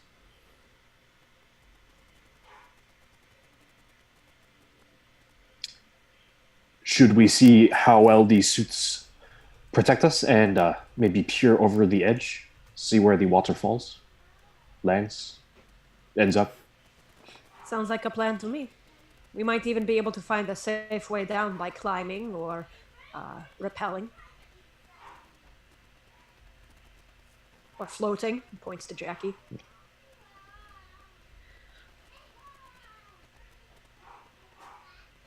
So we walk over. You walk over. Yeah. Put on the suits. Yes. Since the since the splendid form made these suits, how fly do we look? Oh, that's a good question. You're wearing something that looks roughly like a cross between a radiation suit and a Ghostbusters jumpsuit. So they're big, they're baggy, they're brown. They have big rubberized gloves that go with them as well. It's terrible for Jackie. It really doesn't fit your physiology at all. So you look like you're wearing something it's very, very awkwardly shaped for you. For Paragon, all of your mechanical parts are pushing too hard against the outside of the plasticine layer, and all of your biological parts are too small by comparison. Yeah. It's this really awkward mishmash. Zan, it's too long for you in the torso, and probably too short for you around the shoulders and arms. Yeah. So, for a Tenlau, I should say. But yeah, so you all have a very poor fit to these outfits, and probably don't like them at all. You know, for being made by the splendid form, it seems like these were meant for the silent chorus. This is not one size fits all. Yeah, they have a very new smell. If you had to imagine how many times they've been worn, you would imagine 0.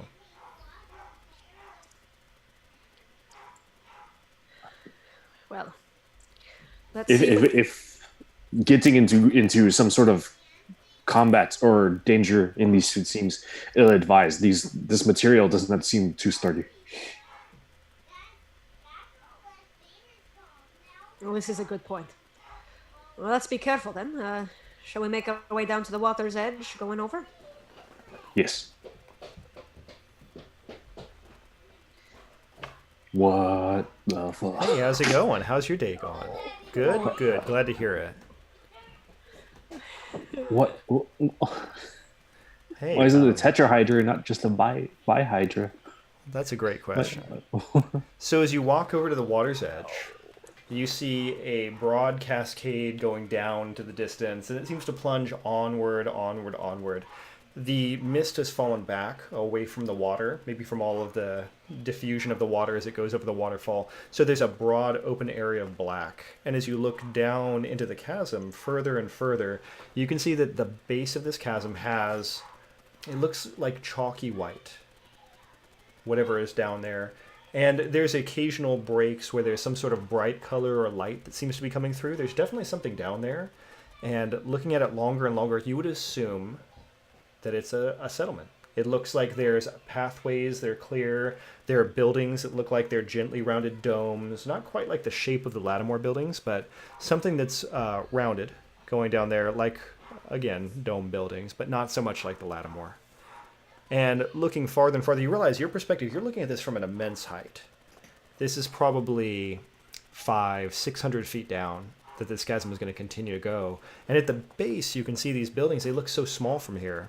And as you continue to look at it, that's when Paragon 9 notices this, well, it looks like it's very small, and then gets closer and closer creature that is approaching you. And it invades your view with its large, buzzing body and kind of like broad. It's more feathered than anything else in terms of its wings as it flaps and approaches from beneath the water. It's like it's come around the waterfall and starts spiraling up towards you with these long tendrils. And its fierce mouth that looks kind of like a lamprey. If you want to pull that up in your own roll 20, feel free, but I've noticed when I do it in mine, then I apparently pull it up on top of everybody else's view. So you all can look at it on your own. Mm-hmm. Yeah. So it's a big critter that is flying at you, and you notice these long tendrils in the front. There's apparently 2 long ones in the back as well. This does not seem friendly. And like Paragon 9 like slowly pulls out its spear from its back. Yeah. It seems actively hungry. or perhaps upset, and it is approaching you in particular.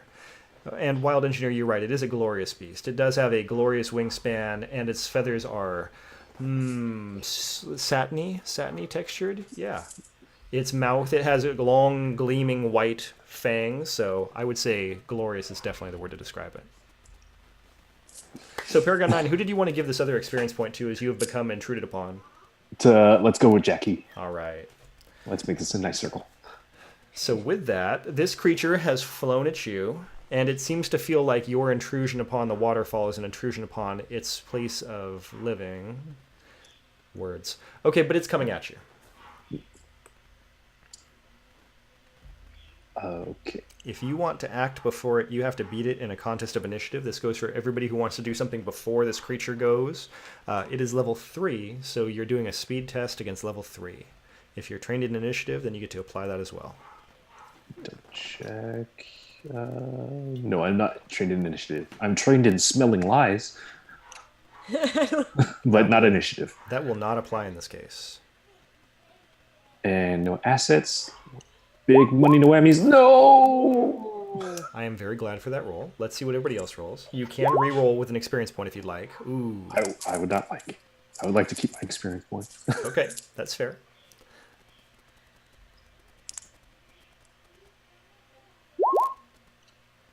Wow. Okay. Nice, nice, nice.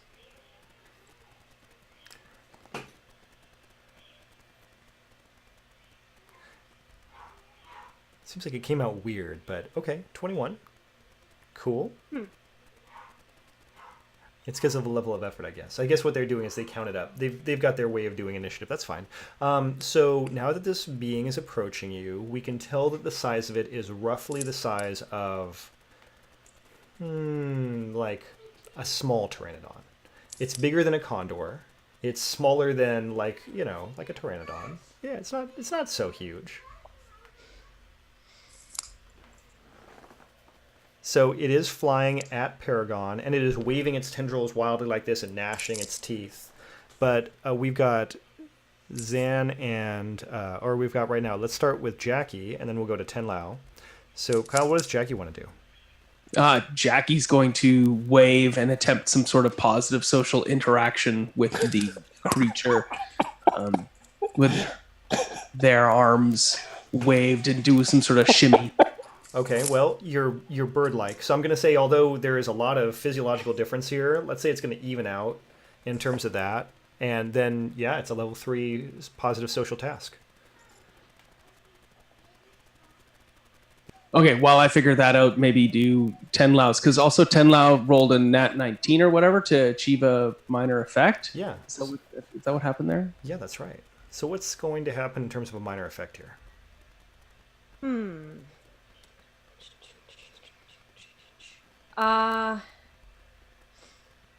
Let's see.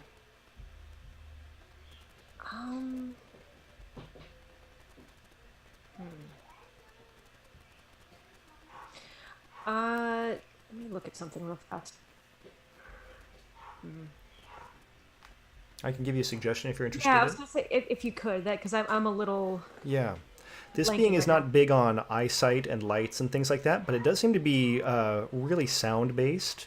Maybe one of these augments you've got is able to tune to a particular frequency that's more soothing than it is irritating. Okay. So Yeah, you could give Kyle an asset for Jackie's positive social interaction. Yeah, let's do that. Okay.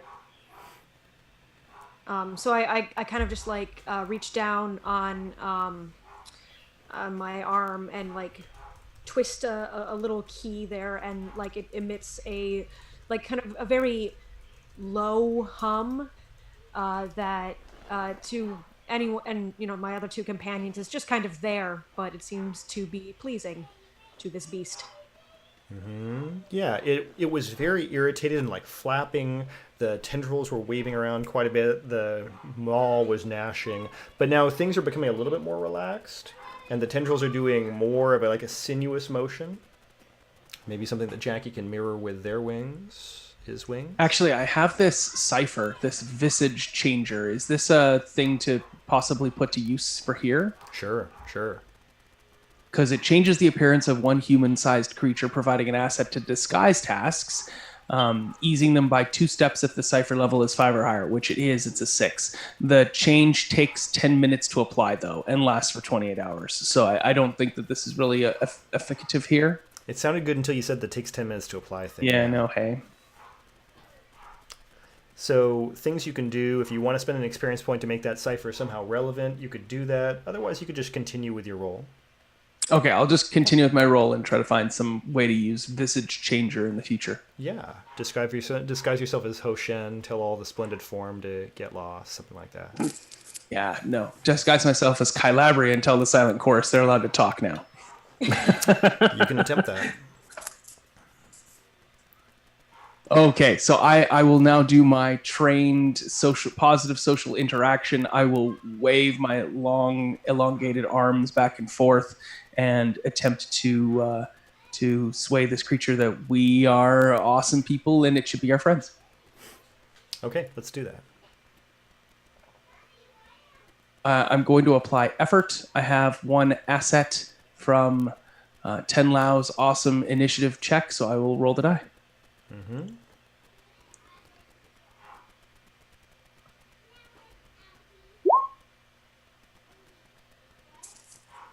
So it does cost an experience point if you want to re-roll. Otherwise, I'm happy to run with that.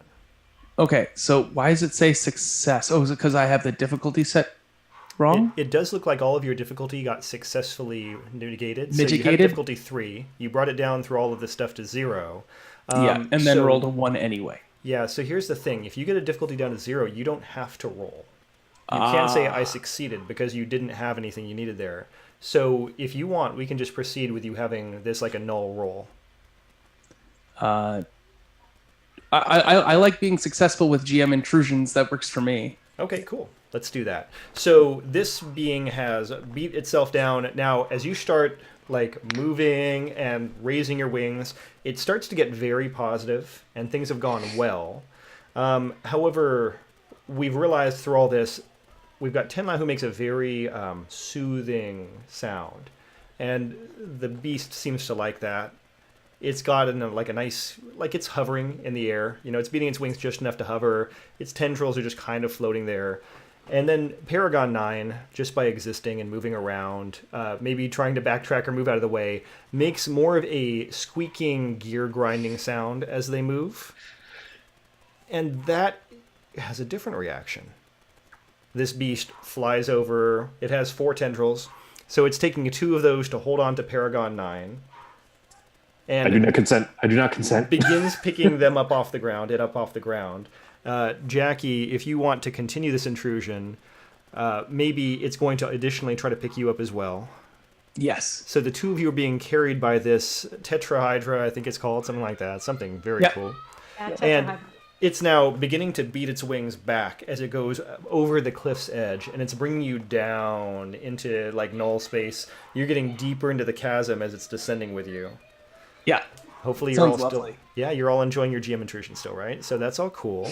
And as you continue down, there is a nest.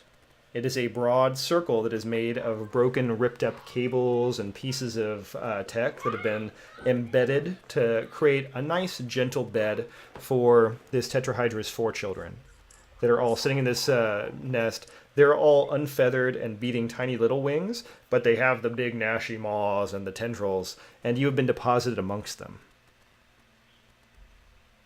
Look, friends. This is not how I wish to die. So did I get the impression that this is a beast? It doesn't have like sentience? Well, I mean, it's capable of making its own decisions and so forth. It doesn't seem to be communicating in language that you understand. Right. But is it more like a bird of prey as opposed to like an actual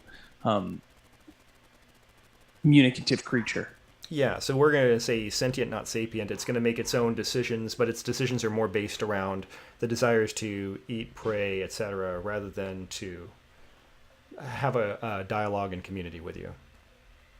But we could become friends with these baby tetrahydras, and they could become our beasts of burden.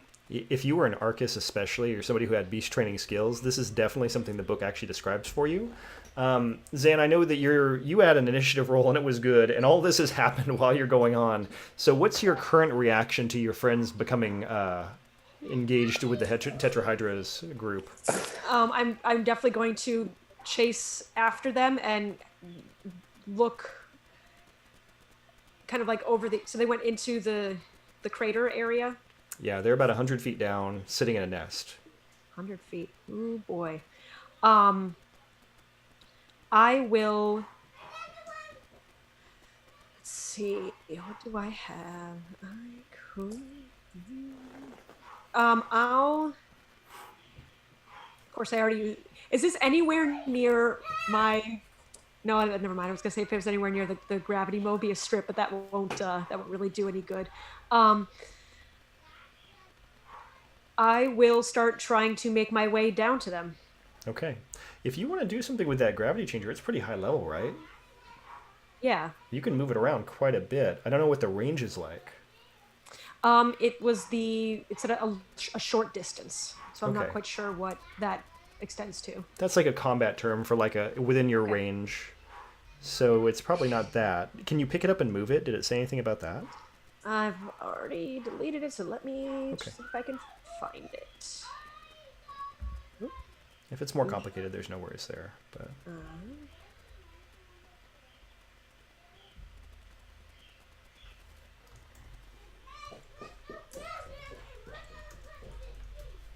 I don't want to be bird food. That's not a dignified way to die. That's fair. Let's see. It looks like it doesn't specifically say whether or not I can pick it up and move it. It just says it is there for in that area for 28 hours. yeah, it doesn't seem like it's going to be very movable looking at this. Yeah. Darn. Okay. That's okay. So you're going to work on some other way of finding your way down. And while all that's going on, we're going to cut away again to Paragon 9 and Jackie. So this beast has now perched on its two back tendrils, and its wings are folded up like this. And it's looking at you, Paragon 9 in specific, because it'll be more humorous that way. And as it looks at you, its wide maw opens up even wider, and it begins making sounds like... And then some mush appears at the back of its throat and starts pushing forward, and it extends its maw towards you. There is a scent. There is an odor involved in all this. Oh god. Oh god. But it is pushing its maw towards you, and this food is like sloughing towards the edge. The baby tetrahydras are like crowding in on you, so you're being touched on both sides by these little things now. Wait, is it trying to feed? Yes. Eat the slop. Oh my god. It is efficient. Shut up. Shut up. Too gross. It's not wrong though. I know. That's why I hate you. It has even already been pre-chewed and ground in the gizzard of the tetrahydra for you. Oh my god. No, never mind. Kill Paragon. Kill it. Kill me. We do have a safety tool mechanism if you guys need this to change, No. slow down, No, etc. Just so we're clear. Jackie's gonna reach out one of their really long arms, scoop a bit of it, and then take it in, ingest it. Yes. Okay, it is efficient nutrients. Yeah, I guess Paragon will too. The argument that it is efficient is enough for Paragon. Yeah, it's different. As much as Kevin is grossed out by it, I think Paragon is a bit less. There is a bonding here that is taking It's like place. warm, meaty Jello or pudding. Warm pudding. Yeah, I mean, you're getting the feeling now that whatever these things eat is some sort of grain. It actually kind of reminds you of the grain you ate earlier when you were sitting with the Silent Chorus. It's probably the same thing. So these aren't meat-eating birds. They don't seem to be Thanks. meat eaters, no. Ah, we've made friends. This is such a I am out of my elements. This is so confusing. So strange. So, what did Tenlau decide to do about this situation?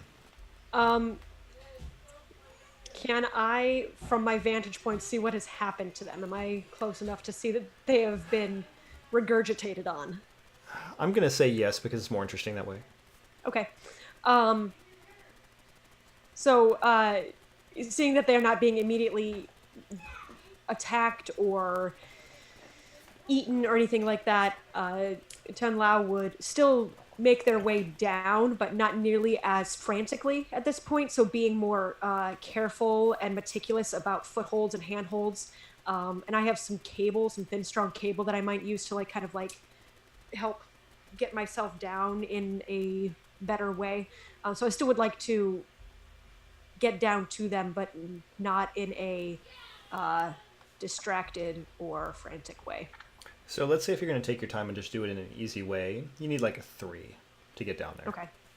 Might or speed? I think it's a might. Okay.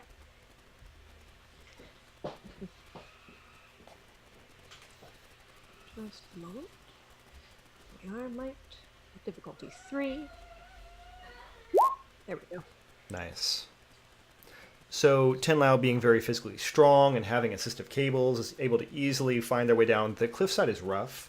The parts that haven't been eroded by the water, as you're getting down here, you're getting a better appreciation of what's going on. This is not any... It doesn't look like this is erosion in terms of like how this cliff face is formed. It kind of looks like if something shot out like this, because there are a lot of pieces of metal shrapnel in the walls that you're actually able to use to pull your way down. Yeah, it seems like this is probably concussive or explosive force first, and then erosion over time. That's going to make them want to go down into the crater further. For another time, though.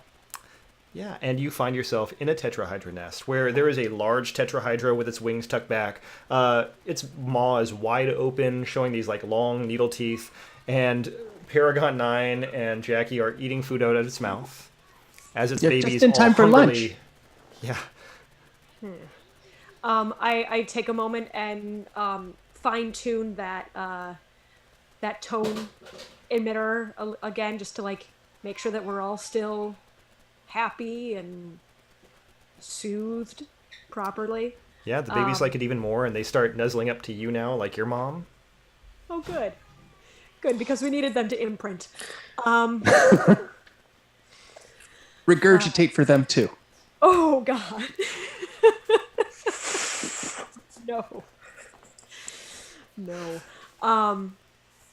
I will kind of like questionably pat them on their weird feathery heads, and then kind of look to the other two and go, would we like to get out of here, or are we going to stay with these things? No, we do not want to stay. But I kind of want to be friends. I think we've established friendly relations, it seems. As they watch you just kind of like scoop another bit of food out of its mouth, I assume. I have enough friends. I do not require more friends. Thank you. I have found a decent path up or down, but I'm sure we can use it to get back up. There are many different pieces of metal and rock pointing out that we can use for handholds to get back up to the surface. Shall we carefully make our way then? Please, please, please, please, now, please. I guess. I will stay to be like the last one out of the nest, just hoping that the tone kind of like allows the other two to do what they need to do before anything is amiss. I guess the real question is going to be whether or not Jackie's going to be the last one out. Are you leaving, Absolutely. Jackie? Okay. So I'll be the last to leave, but I begrudgingly and I want to make some sort of. I just don't think I have the skill set to do anything about making lasting impressions with these creatures. Oh, I've already kind of established in my mind that the canon is you guys have a lasting impression with these creatures. You have made an interaction. So in the future, you'll have an asset when dealing with these tetrahydras. Okay. I want to move their nest to be on top of our building, and they can be our food supply. Yeah, that might be harder to do. but you could try it. You could always go for it. Just add some salt into their diet in some capacity into the grains that they're eating, because then the pudding will be even better. Get them to start ingesting various seasonings. Yeah, sure. Yes. Ooh. Tetrahydra pudding. Well, now that we've gone as far as we need to with that, you're all able to eventually ascend the walls of the crater and find yourself at the top. And yeah, nice little Tetrahydra interaction. Good show. I cannot help but feel it would have been much more efficient to kill it than make friends with it. But this is not my area of expertise. I think it would have resulted in a significant amount more of lost assets in the long run to kill it. This is true. This is fair. Yes. I just want to ride one. Oh, I agree with that. I would like to also ride one.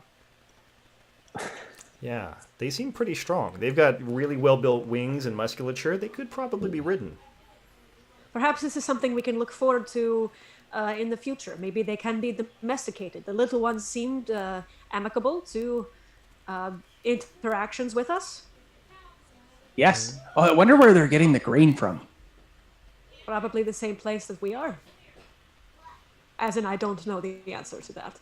Yes, me neither. It's been so long since we were here last. Well, I will leave such things in both of your more capable hands. I am much more comfortable with the dropship. Me and it have a very comfortable distance, non-communicative relationship.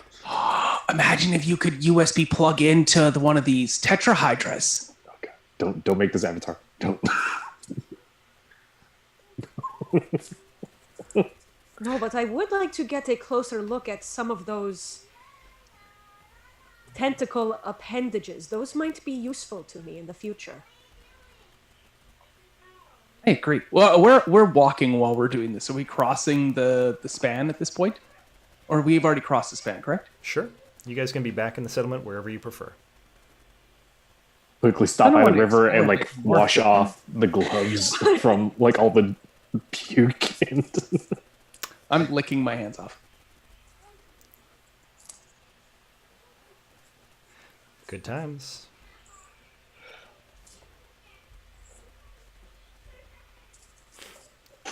So, could we cross the span and take a look at these Lattimore buildings that have sprung up? Yeah, definitely. We were already on that side, weren't we? Yeah, you guys probably were on that side, and you can definitely take a look at the Lattimore buildings. So, as you approach right now, there are two Lattimore that are out in front. They are adorned with jewelry, but there aren't any others. And I've condensed the number of buildings just because I didn't want to get too big. So, you've got two Lattimore that are outside of these buildings. One of them you think you recognize from before. So Jackie, yeah, you have an inkling of the idea that this one was present when you had your previous interaction with the settlement. But this is not the previous leader, long thought understanding eternity? Right, correct. This looks like a different Lattimore, but maybe one of the ones that was kind of hanging on in the background. Okay, great. But we didn't get its name, did we? No, there wasn't a lot of communication between you and these other Lattimore. They all stood fairly, they're in their like fugue state, and they're all kind of like waiting for interactions with the rest of their group. They tend to have a lot of background communication that goes on, but not talk a lot. I greet it vociferously and happily. Okay. So we're going to figure out a name for this one. We're going to go with Gentle. Gentle Harmony.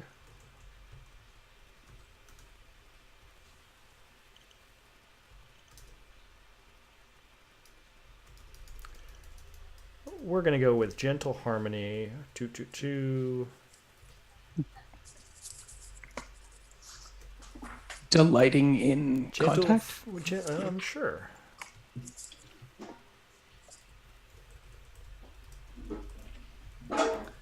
Yep, that's fine with me. That's as good as anything I had going on. So, yeah, we can call this one Gentle if you want for short. Sure. And this Lattimore is one that was there at the previous interaction. They tell you that when you were last there, they were pleased to hear that there was another colony within distance that they would be able to meet with. They seem very outgoing compared to the other Lattimore you met. And they say that they've been very happy to work with the people in your settlement who are happy to trade their like trinkets and belongings for such simple menial tasks, and they're generally interested in this kind of work. Yes. Well, we are excited to have them amongst us. Is there a reason they chose to build their homes on this side of the river and not in amongst us? So they communicate to you that while they enjoyed meeting the people of the Splendid Form or the people of the colony, and they seemed very outgoing, some distance seemed appropriate. They're not totally comfortable, but they're not hostile in any way. Well, this speaks to the general peaceable nature of our settlement area, that they'd be willing to build a small commune across the river outside of a mutually defendable place. Yeah, that's true. That's pretty much how things have been working for all of this. Yeah, so these Lattimore, they're separate, but they've got their adjacent colony going. I am pleased that to have them as neighbors across the river. Excellent. So everything seems pretty good there. Yes, the Splendid Form have their servants. It's lovely. Yeah, and these Lattimore buildings, you find out that there are about 15 Lattimore that have moved into the area. They share these 4 buildings. I condensed the number of circles because I think it looks better and makes more sense. And so these 2 are back, and they're not currently working, but there are probably 13 or so that are inside.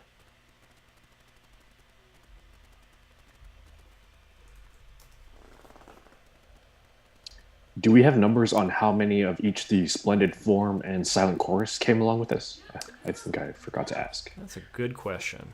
Let's say there. I don't think we ever got specific numbers, No, I don't think you did. but like a bunch. Yeah, your rough estimate of the Splendid Form is there about a dozen of these folks, and Hoshen, and the Silent Chorus. It seems to be very difficult to keep track of. If you had to do a bed count, and if you had to guess based on what you've seen before, there's probably 48 of them and Kylabri. Cool.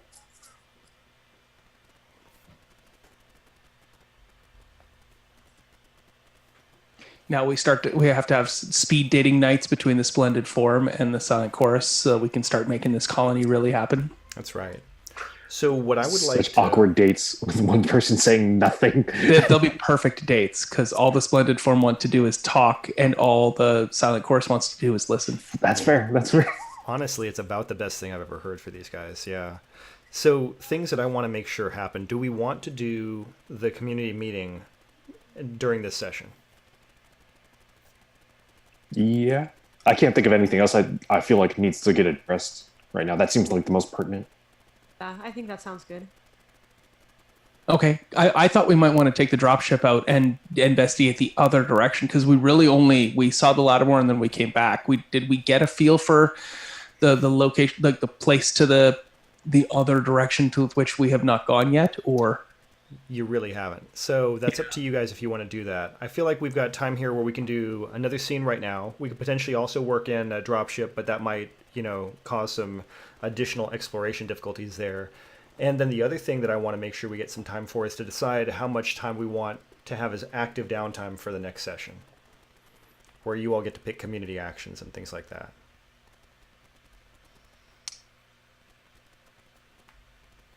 Exploration complication sounds a little bit more fun than dealing with politics right now. Yeah, I have Politics between groups but I'd like some time to finesse it. Sure. Good to me. Yeah. Okay, so our next move is dropship exploration. Sure. Let me work a little bit on our drawing here.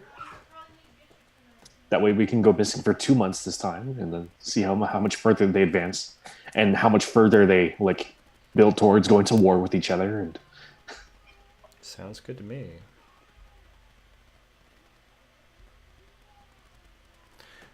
So since we're taking the time to do some mapping now, I'm going to take just a couple seconds here and draw some stuff on the map so that it's there when you encounter it. That way we will have a more consistent experience. Any option that takes us further away from the tetrahydra sounds good to me. You know, you say that now, but I mean, really, how many homes have you invited into since you started this game? That's a really good That's point. fair. And also, I wonder at the addictive substance within the gizzard ground food that will cause us to want to go back for lunch. Oh God, now we're imprinted on it, and now we're like addicted to it. Yeah. That's terrible and horrifying, and I love it. It's so bad. I do want to point out one more thing that you guys discovered. I forgot to talk about this with the Lattimore buildings. You did figure out where all that grain is coming from. Because the Lattimore do have a stand of what are like small palm trees that are with them. And this grain seems to be coming up off of these trees. So Okay. they're like long columns, and the fruit hangs down in big like droop bunches like this. And that seems to be what's been gathered up and ground up by the Lattimore. So they seem to be providing most of the food to the settlement. These same trees kind of extend out in the distance, out towards where the tetrahydras were found. And I did a thing where my page is refreshing for Roll20. So give me a second, and then I'll be in better straits. No problem. There we go. So let's make trees greenish, because trees are that color, I'm told. And we'll have, you know what, as much fun as it is to do individuals, we're just going to have an area. And that's roughly where all of our vegetation is coming from. Maybe over here too.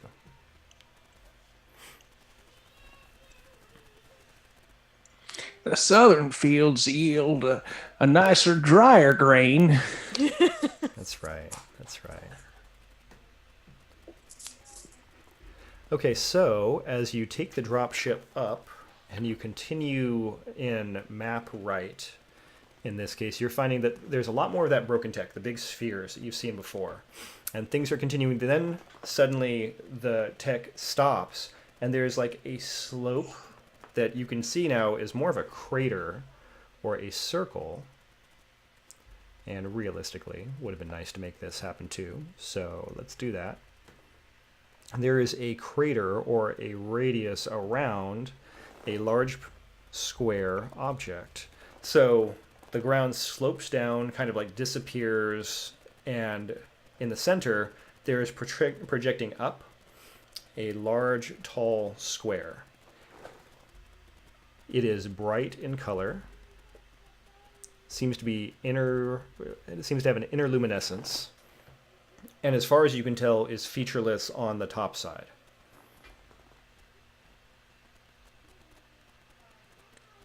Cool. Do we Should want to go we explore that, land? or just save that for future exploration? How large-ish is that structure? So we made it about 30 feet on one side, maybe a little bit over 20 on another. Okay. I would be interested to know what that is. I as well. Yes. I've seen plenty of small devices that give off light, but something this large that is also luminous is interesting. Yes, let's. So let's like land somewhere here-ish and Sounds like good. walk up. Okay. So this crater goes down about 2 meters. There's about 6 feet of distance where all of the ground and the surface has just been removed around this large rectangle.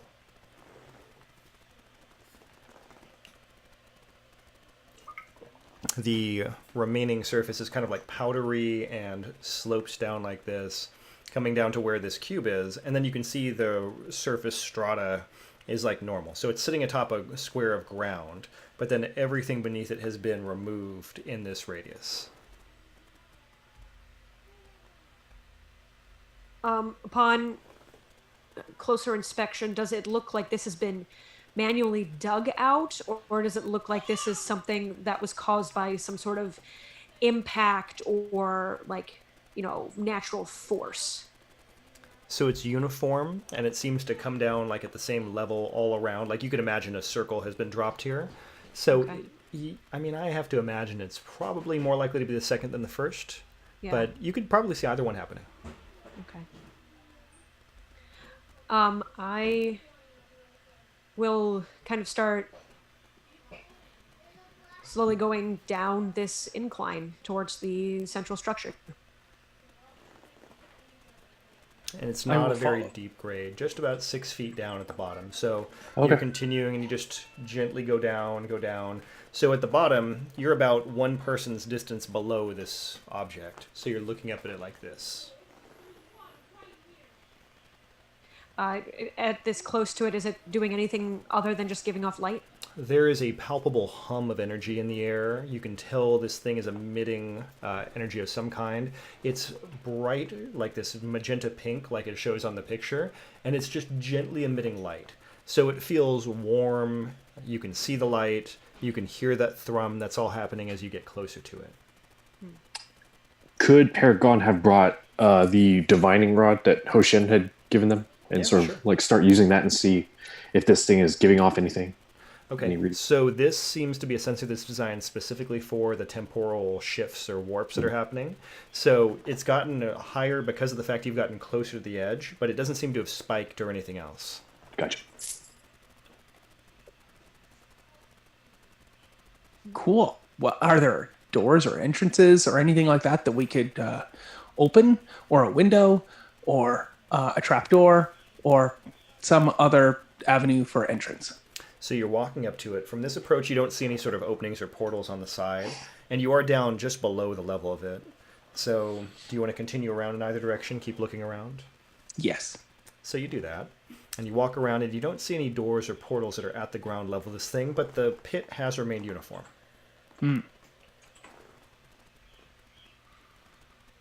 I like the light here. Is there any sort of lip around the outside edge of it, or is it like the same kind of sheer face? Can we get up to the same level and stand somewhere, or is there no purchase around it? You don't get anything around the edges. So the ground is clean cut in the exact shape of this object, and all of the soil, all of the debris down below is all powdery.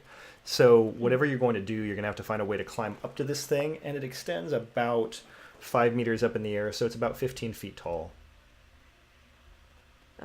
Jackie, would you be able to float either yourself or one of us up there to get a better look at it? I know you can't, Oh, but we could just take the dropship over and hover over it, and then lower a rope down. Would that be efficient?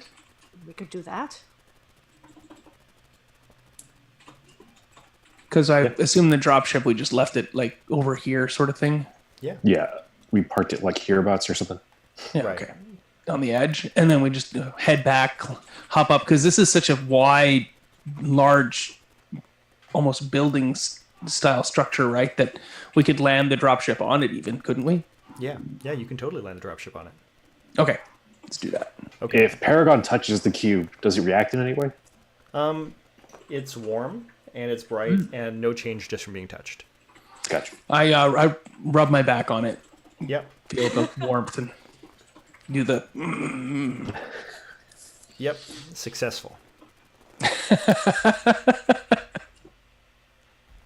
So I'm going to revise my estimate of how tall it is. Let's say it's not 15 feet. Let's say it's like 25 feet. We want it to be almost as tall as it is wide and long. Otherwise, it's not a very good cube. So Right. with that, yeah, it's a little bit taller in terms of meters, and you've managed to land on top of it.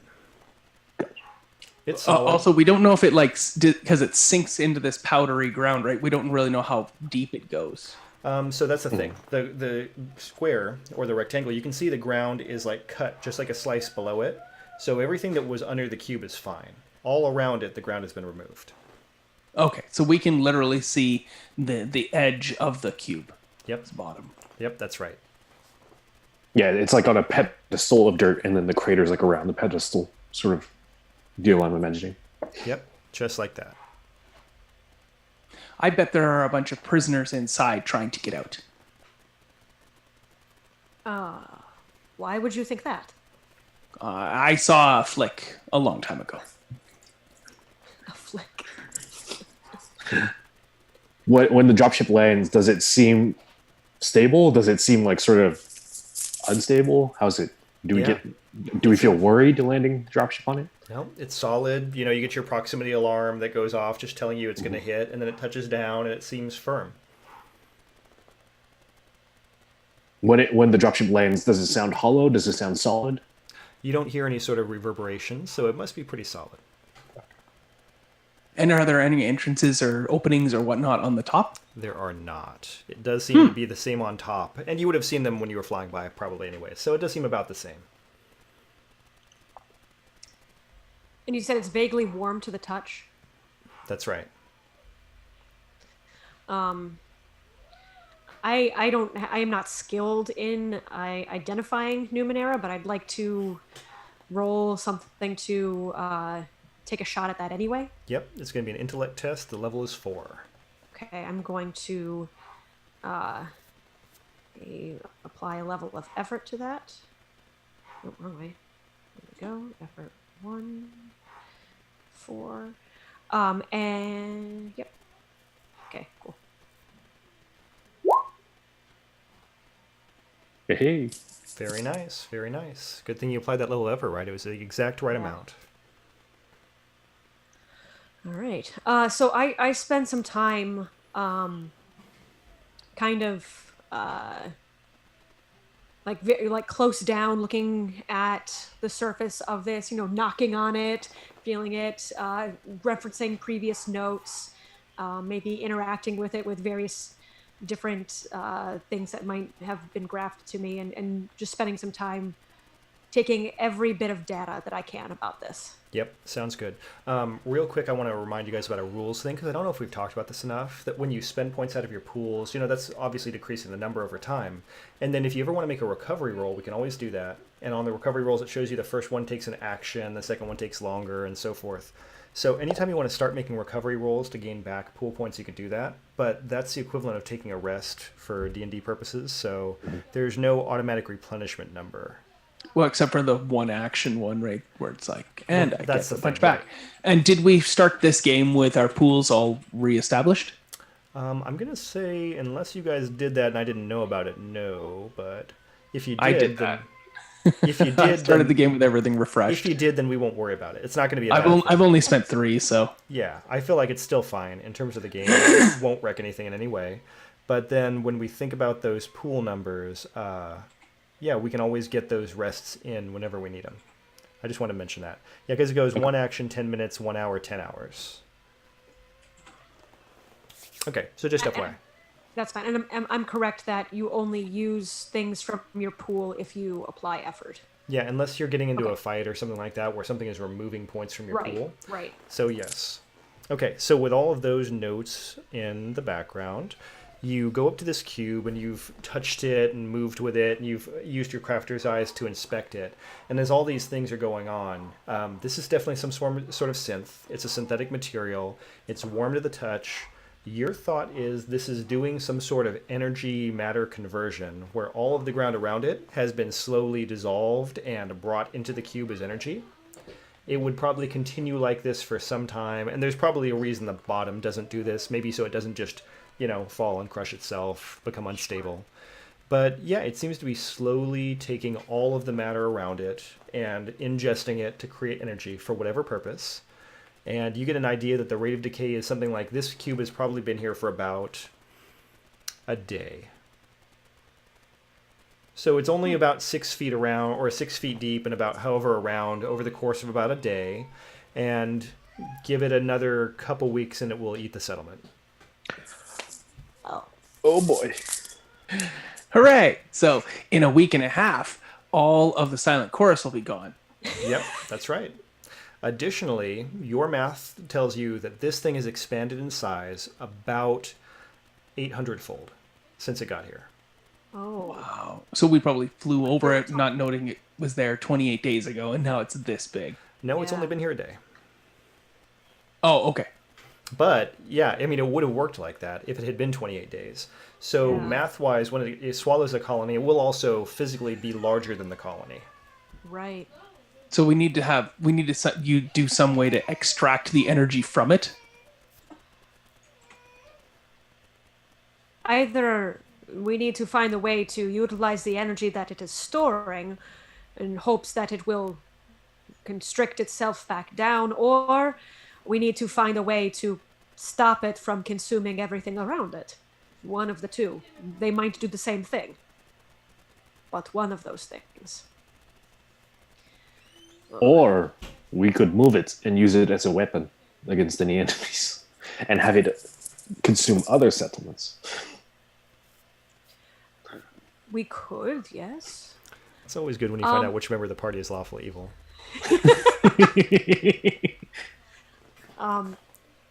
In remembering looking down into the crater, was there anything down there that resembled this kind of light or this kind of structure? You didn't see anything that looked like this. You didn't get a really long look at it, but when you Right. did see it, again, everything was really white, and the lights that were coming from it were very gentle, like yellows and greens. So this is pretty different. Okay.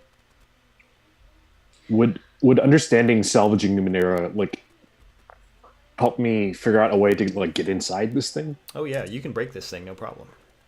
That's your specialty. Yeah. Like looking at the edges and the corners, looking for seams to see if there's any place to lever one of the sides of the cube open. I'm going to say just at a quick salvager's glance, there's none of those easy edges here, so you might just cut a hole into it and start breaking it from the inside, like, you know, cutting down through an egg. Paragon suggests this. Paragon suggests cracking this egg open and getting all the goody insides, all the tasty bits on the inside. That sounds like Usually- something usually that when Paragon would offer. Usually when breaking things open and ripping the insides out, it disables things, I find. Usually. I would not. And it's not movable, right? We can't push it. It's just big. You guys haven't really tried anything to move it yet. Try nudging it with the dropship and see if we can move it. I don't recall if I gave the dropship a level. 8.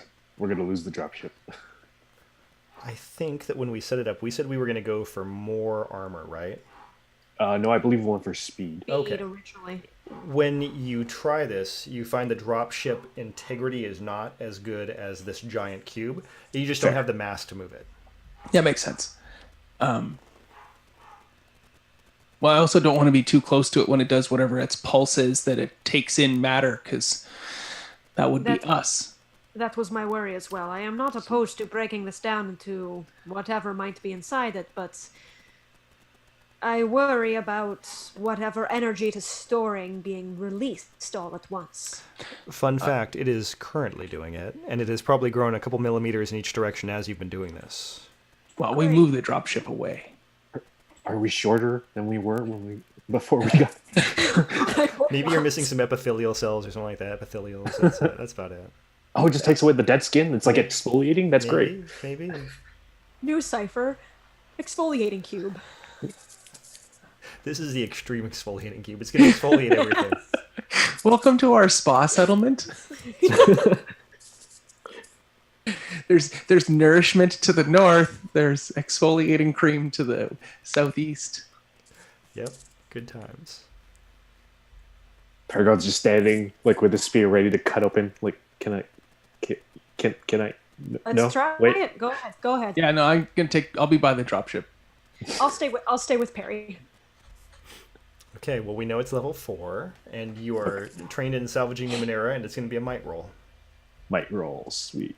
I do not have an edge in might for some reason. Wait, I'm trained. I have a cipher that might help us. I have a machine control implant. When activated, the cipher will split into 2 pieces. One is affixed to a Numenera device and the other to a character. The character can then use their mind to control the device at long range, bidding it to do anything it could do normally. Thus, a device that could be activated or deactivated, and a vehicle could be piloted. The control lasts for 10 minutes per cipher level, and once the device is chosen, it cannot be changed. And this seems like a really awesome Heck one yeah. to use on. Yeah. So I'm I don't really say anything. I'm like, yes, Paragon needs to do that, and then I just walk over and hook up Paragon to the device. Yeah, is this just like you slapping him upside the head with a patch? Okay, yeah. We're going to just apply a Paragon, a patch to Paragon to increase his level of efficacy. I just have to apply the same patch over here too. Ta-da! It worked.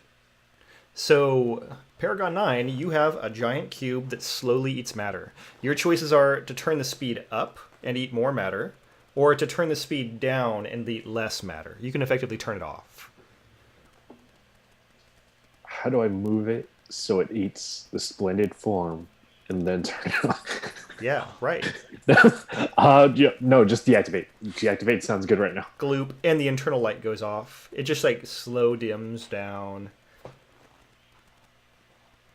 But And your I just cipher's only delete useful cipher, for the one time, so we can't turn it back on until we get No. another one of The those ciphers control on. lasts for 10 minutes per cipher level. It is a 6th level cipher, so you have control of it for an hour, and then we can figure out how to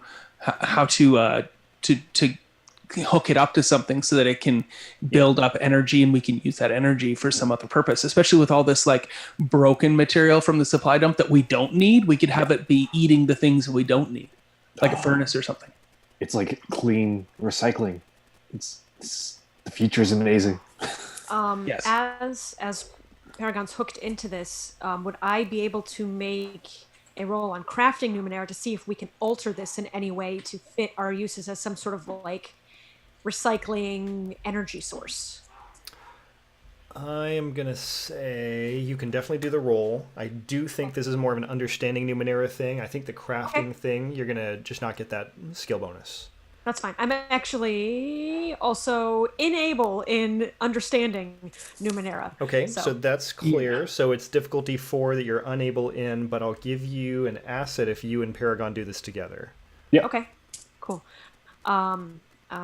Difficulty 4, you said? Yeah. Okay. I will expend a level of effort.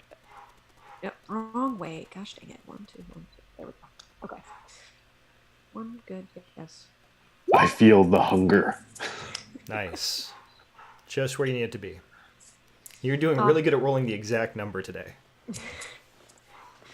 So I spent some time talking to Paragon and understanding like how he is able to like, ramp it up and turn it down, referencing my knowledge on how other Numenera that I know work, and eventually kind of coming up with some sort of solution that we might be able to utilize this. Yeah, so you've got this very big matter eater cube. With some effort, you think you can coerce it to release the energy it's stored up, and it'll do a matter energy transfer, like a transfer in reverse, and it will shrink. Okay. So then from there, it should be pretty mobile, because it does get down small. This is going to shoot down to being like, small Amazon box size. Mm-hmm. Okay. So whatever I would need to do to try and make it release that energy in a way that would also not harm any of us.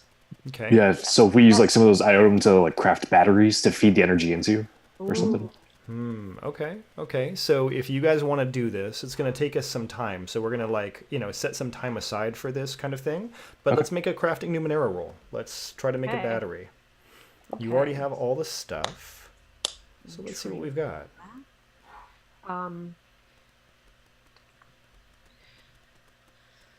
So that what kind of difficulty are we looking at? Still 4?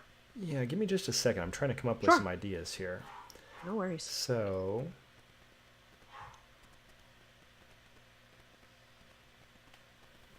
I'm going to say this is really actually a pretty easy crafting level, maybe a 2. Okay.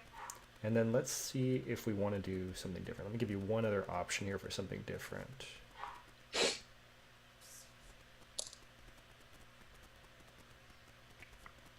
Sorry, I have every tab expanded, so of course it takes forever to roll up and down this menu. That's fine.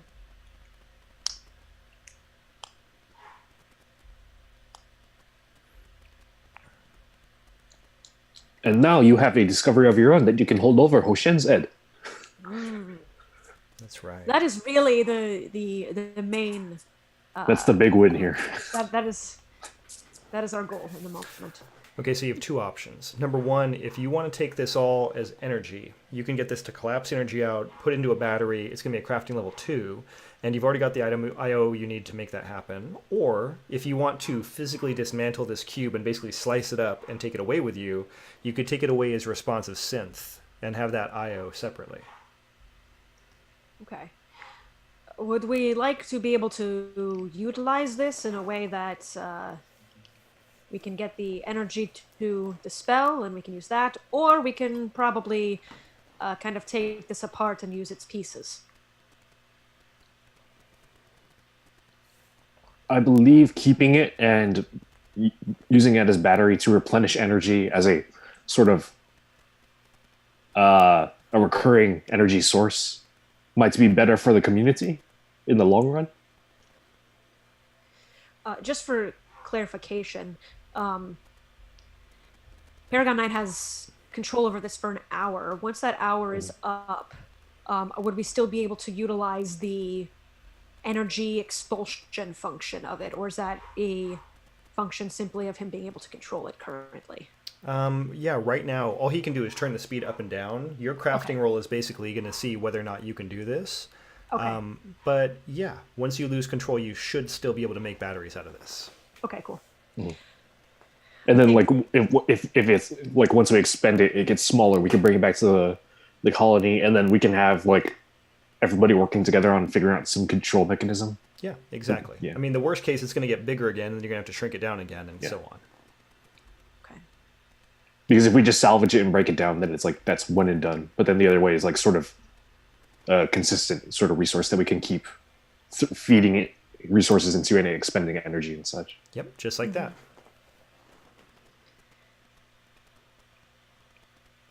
Well, then let's try that. I think a reliable energy source would be useful for the community. Let's see if I can get some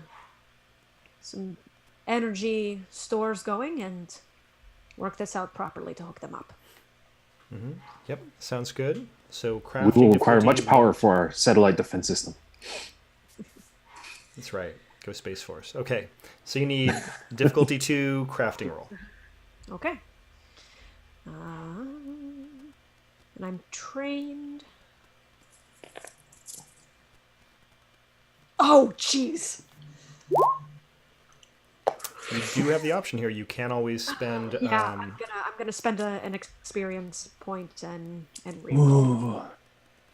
Just No, loot, leave the failure. It feeds back into Paragon and like makes him a god. Well, it's still only a difficulty 0 failure. It doesn't even give you a GM intrusion. It's not even Oh, the fun kind. Right. But you do have your difficulty set as 10 right now. What? Oh, that's why. I mean, you rolled a 2, but you did have the difficulty set as 10. Right. Okay, let me. Yeah, I still would have failed, but let me try this again.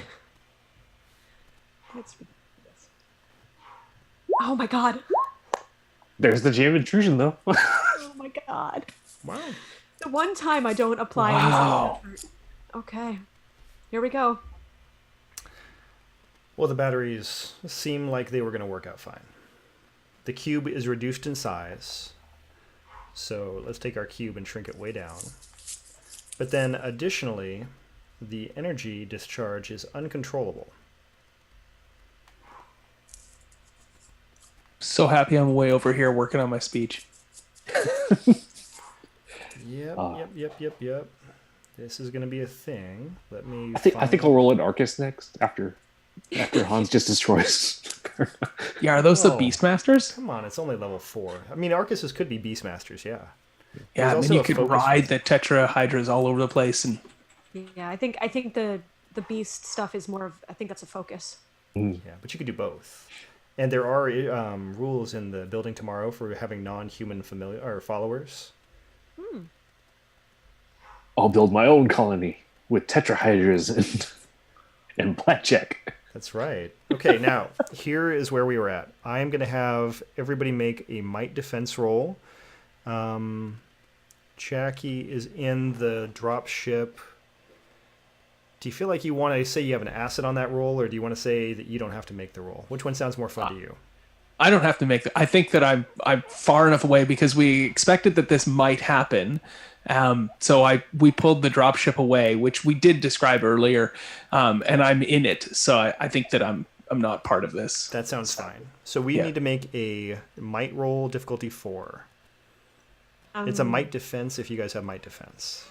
I don't think I do not believe I do either. No. But I will do some effort there because, dear God, I'm not going to have that bad roll happen again. I have no effort to spend. Big money, no whammies. Nope. You have no effort to spend. You can always spend effort. I mean, I have no edge. Oh, okay. Yeah. So I don't want to spend it. Okay. Oh. Well, You were going to take the damage anyway, but Oh, shoot. Yeah. What was the difficulty? 4. 4. 4. I had it at 2 still. So I think I fail. Well, you guys are each going to take 4 points of might damage. Okay. So your might pools go down by 4, and I need you each to roll a d100. Okay. Ooh, fun. With armor, does that decrease it by the armor number? That's exactly right. Okay. and So I'll did go- our just- sphere okay. break as a result? Um, Our cube sphere. did the cube break? No, the cube is fine. We just discharged all the energy out of the cube. Oh, okay. So we just got to do a roll d100.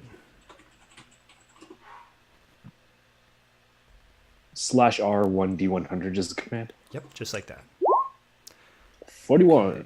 Where you have your legs have elongated. You are now taller by, let's say, 4 or 5 inches. You just grow upwards. Like just his thighs, or like the legs appropriately all have enlarged. Oh, Let's say man. appropriately, because it's less creepy. Oh man, Oh darn it! I was like just his calves. What? Zan, yours is going to be more interesting. You are going to grow an extra eye. Oh, yes. That's awesome. In your hand? Do I get to choose where, or is that part of the? I think it's very fair to let you choose where. Okay. Oh gosh, I feel like my hands would be a little too hard because I need things for crafting. But No, but it lets you get like a close-up look while you're crafting. yeah. I'm so glad that I get an extra eye as something that made you excited rather than made you sad. I mean, it doesn't have to be a It's so biological cool. eye, right? It could be literally a tech eye or some sort of sensor Ooh, thing in your yeah. hand. I'm gonna put it on the back of my head. Yeah. That's good. That's good. Yeah. Kind of just like right here, like crown Right. level. You have an extra eye now. Wonderful. I always imagined Paragon 9 is pretty tall, but like now it's like real tall. It's like maybe 7 feet tall. Sure. Now you really are more like a paragon. Yes. It's pretty good.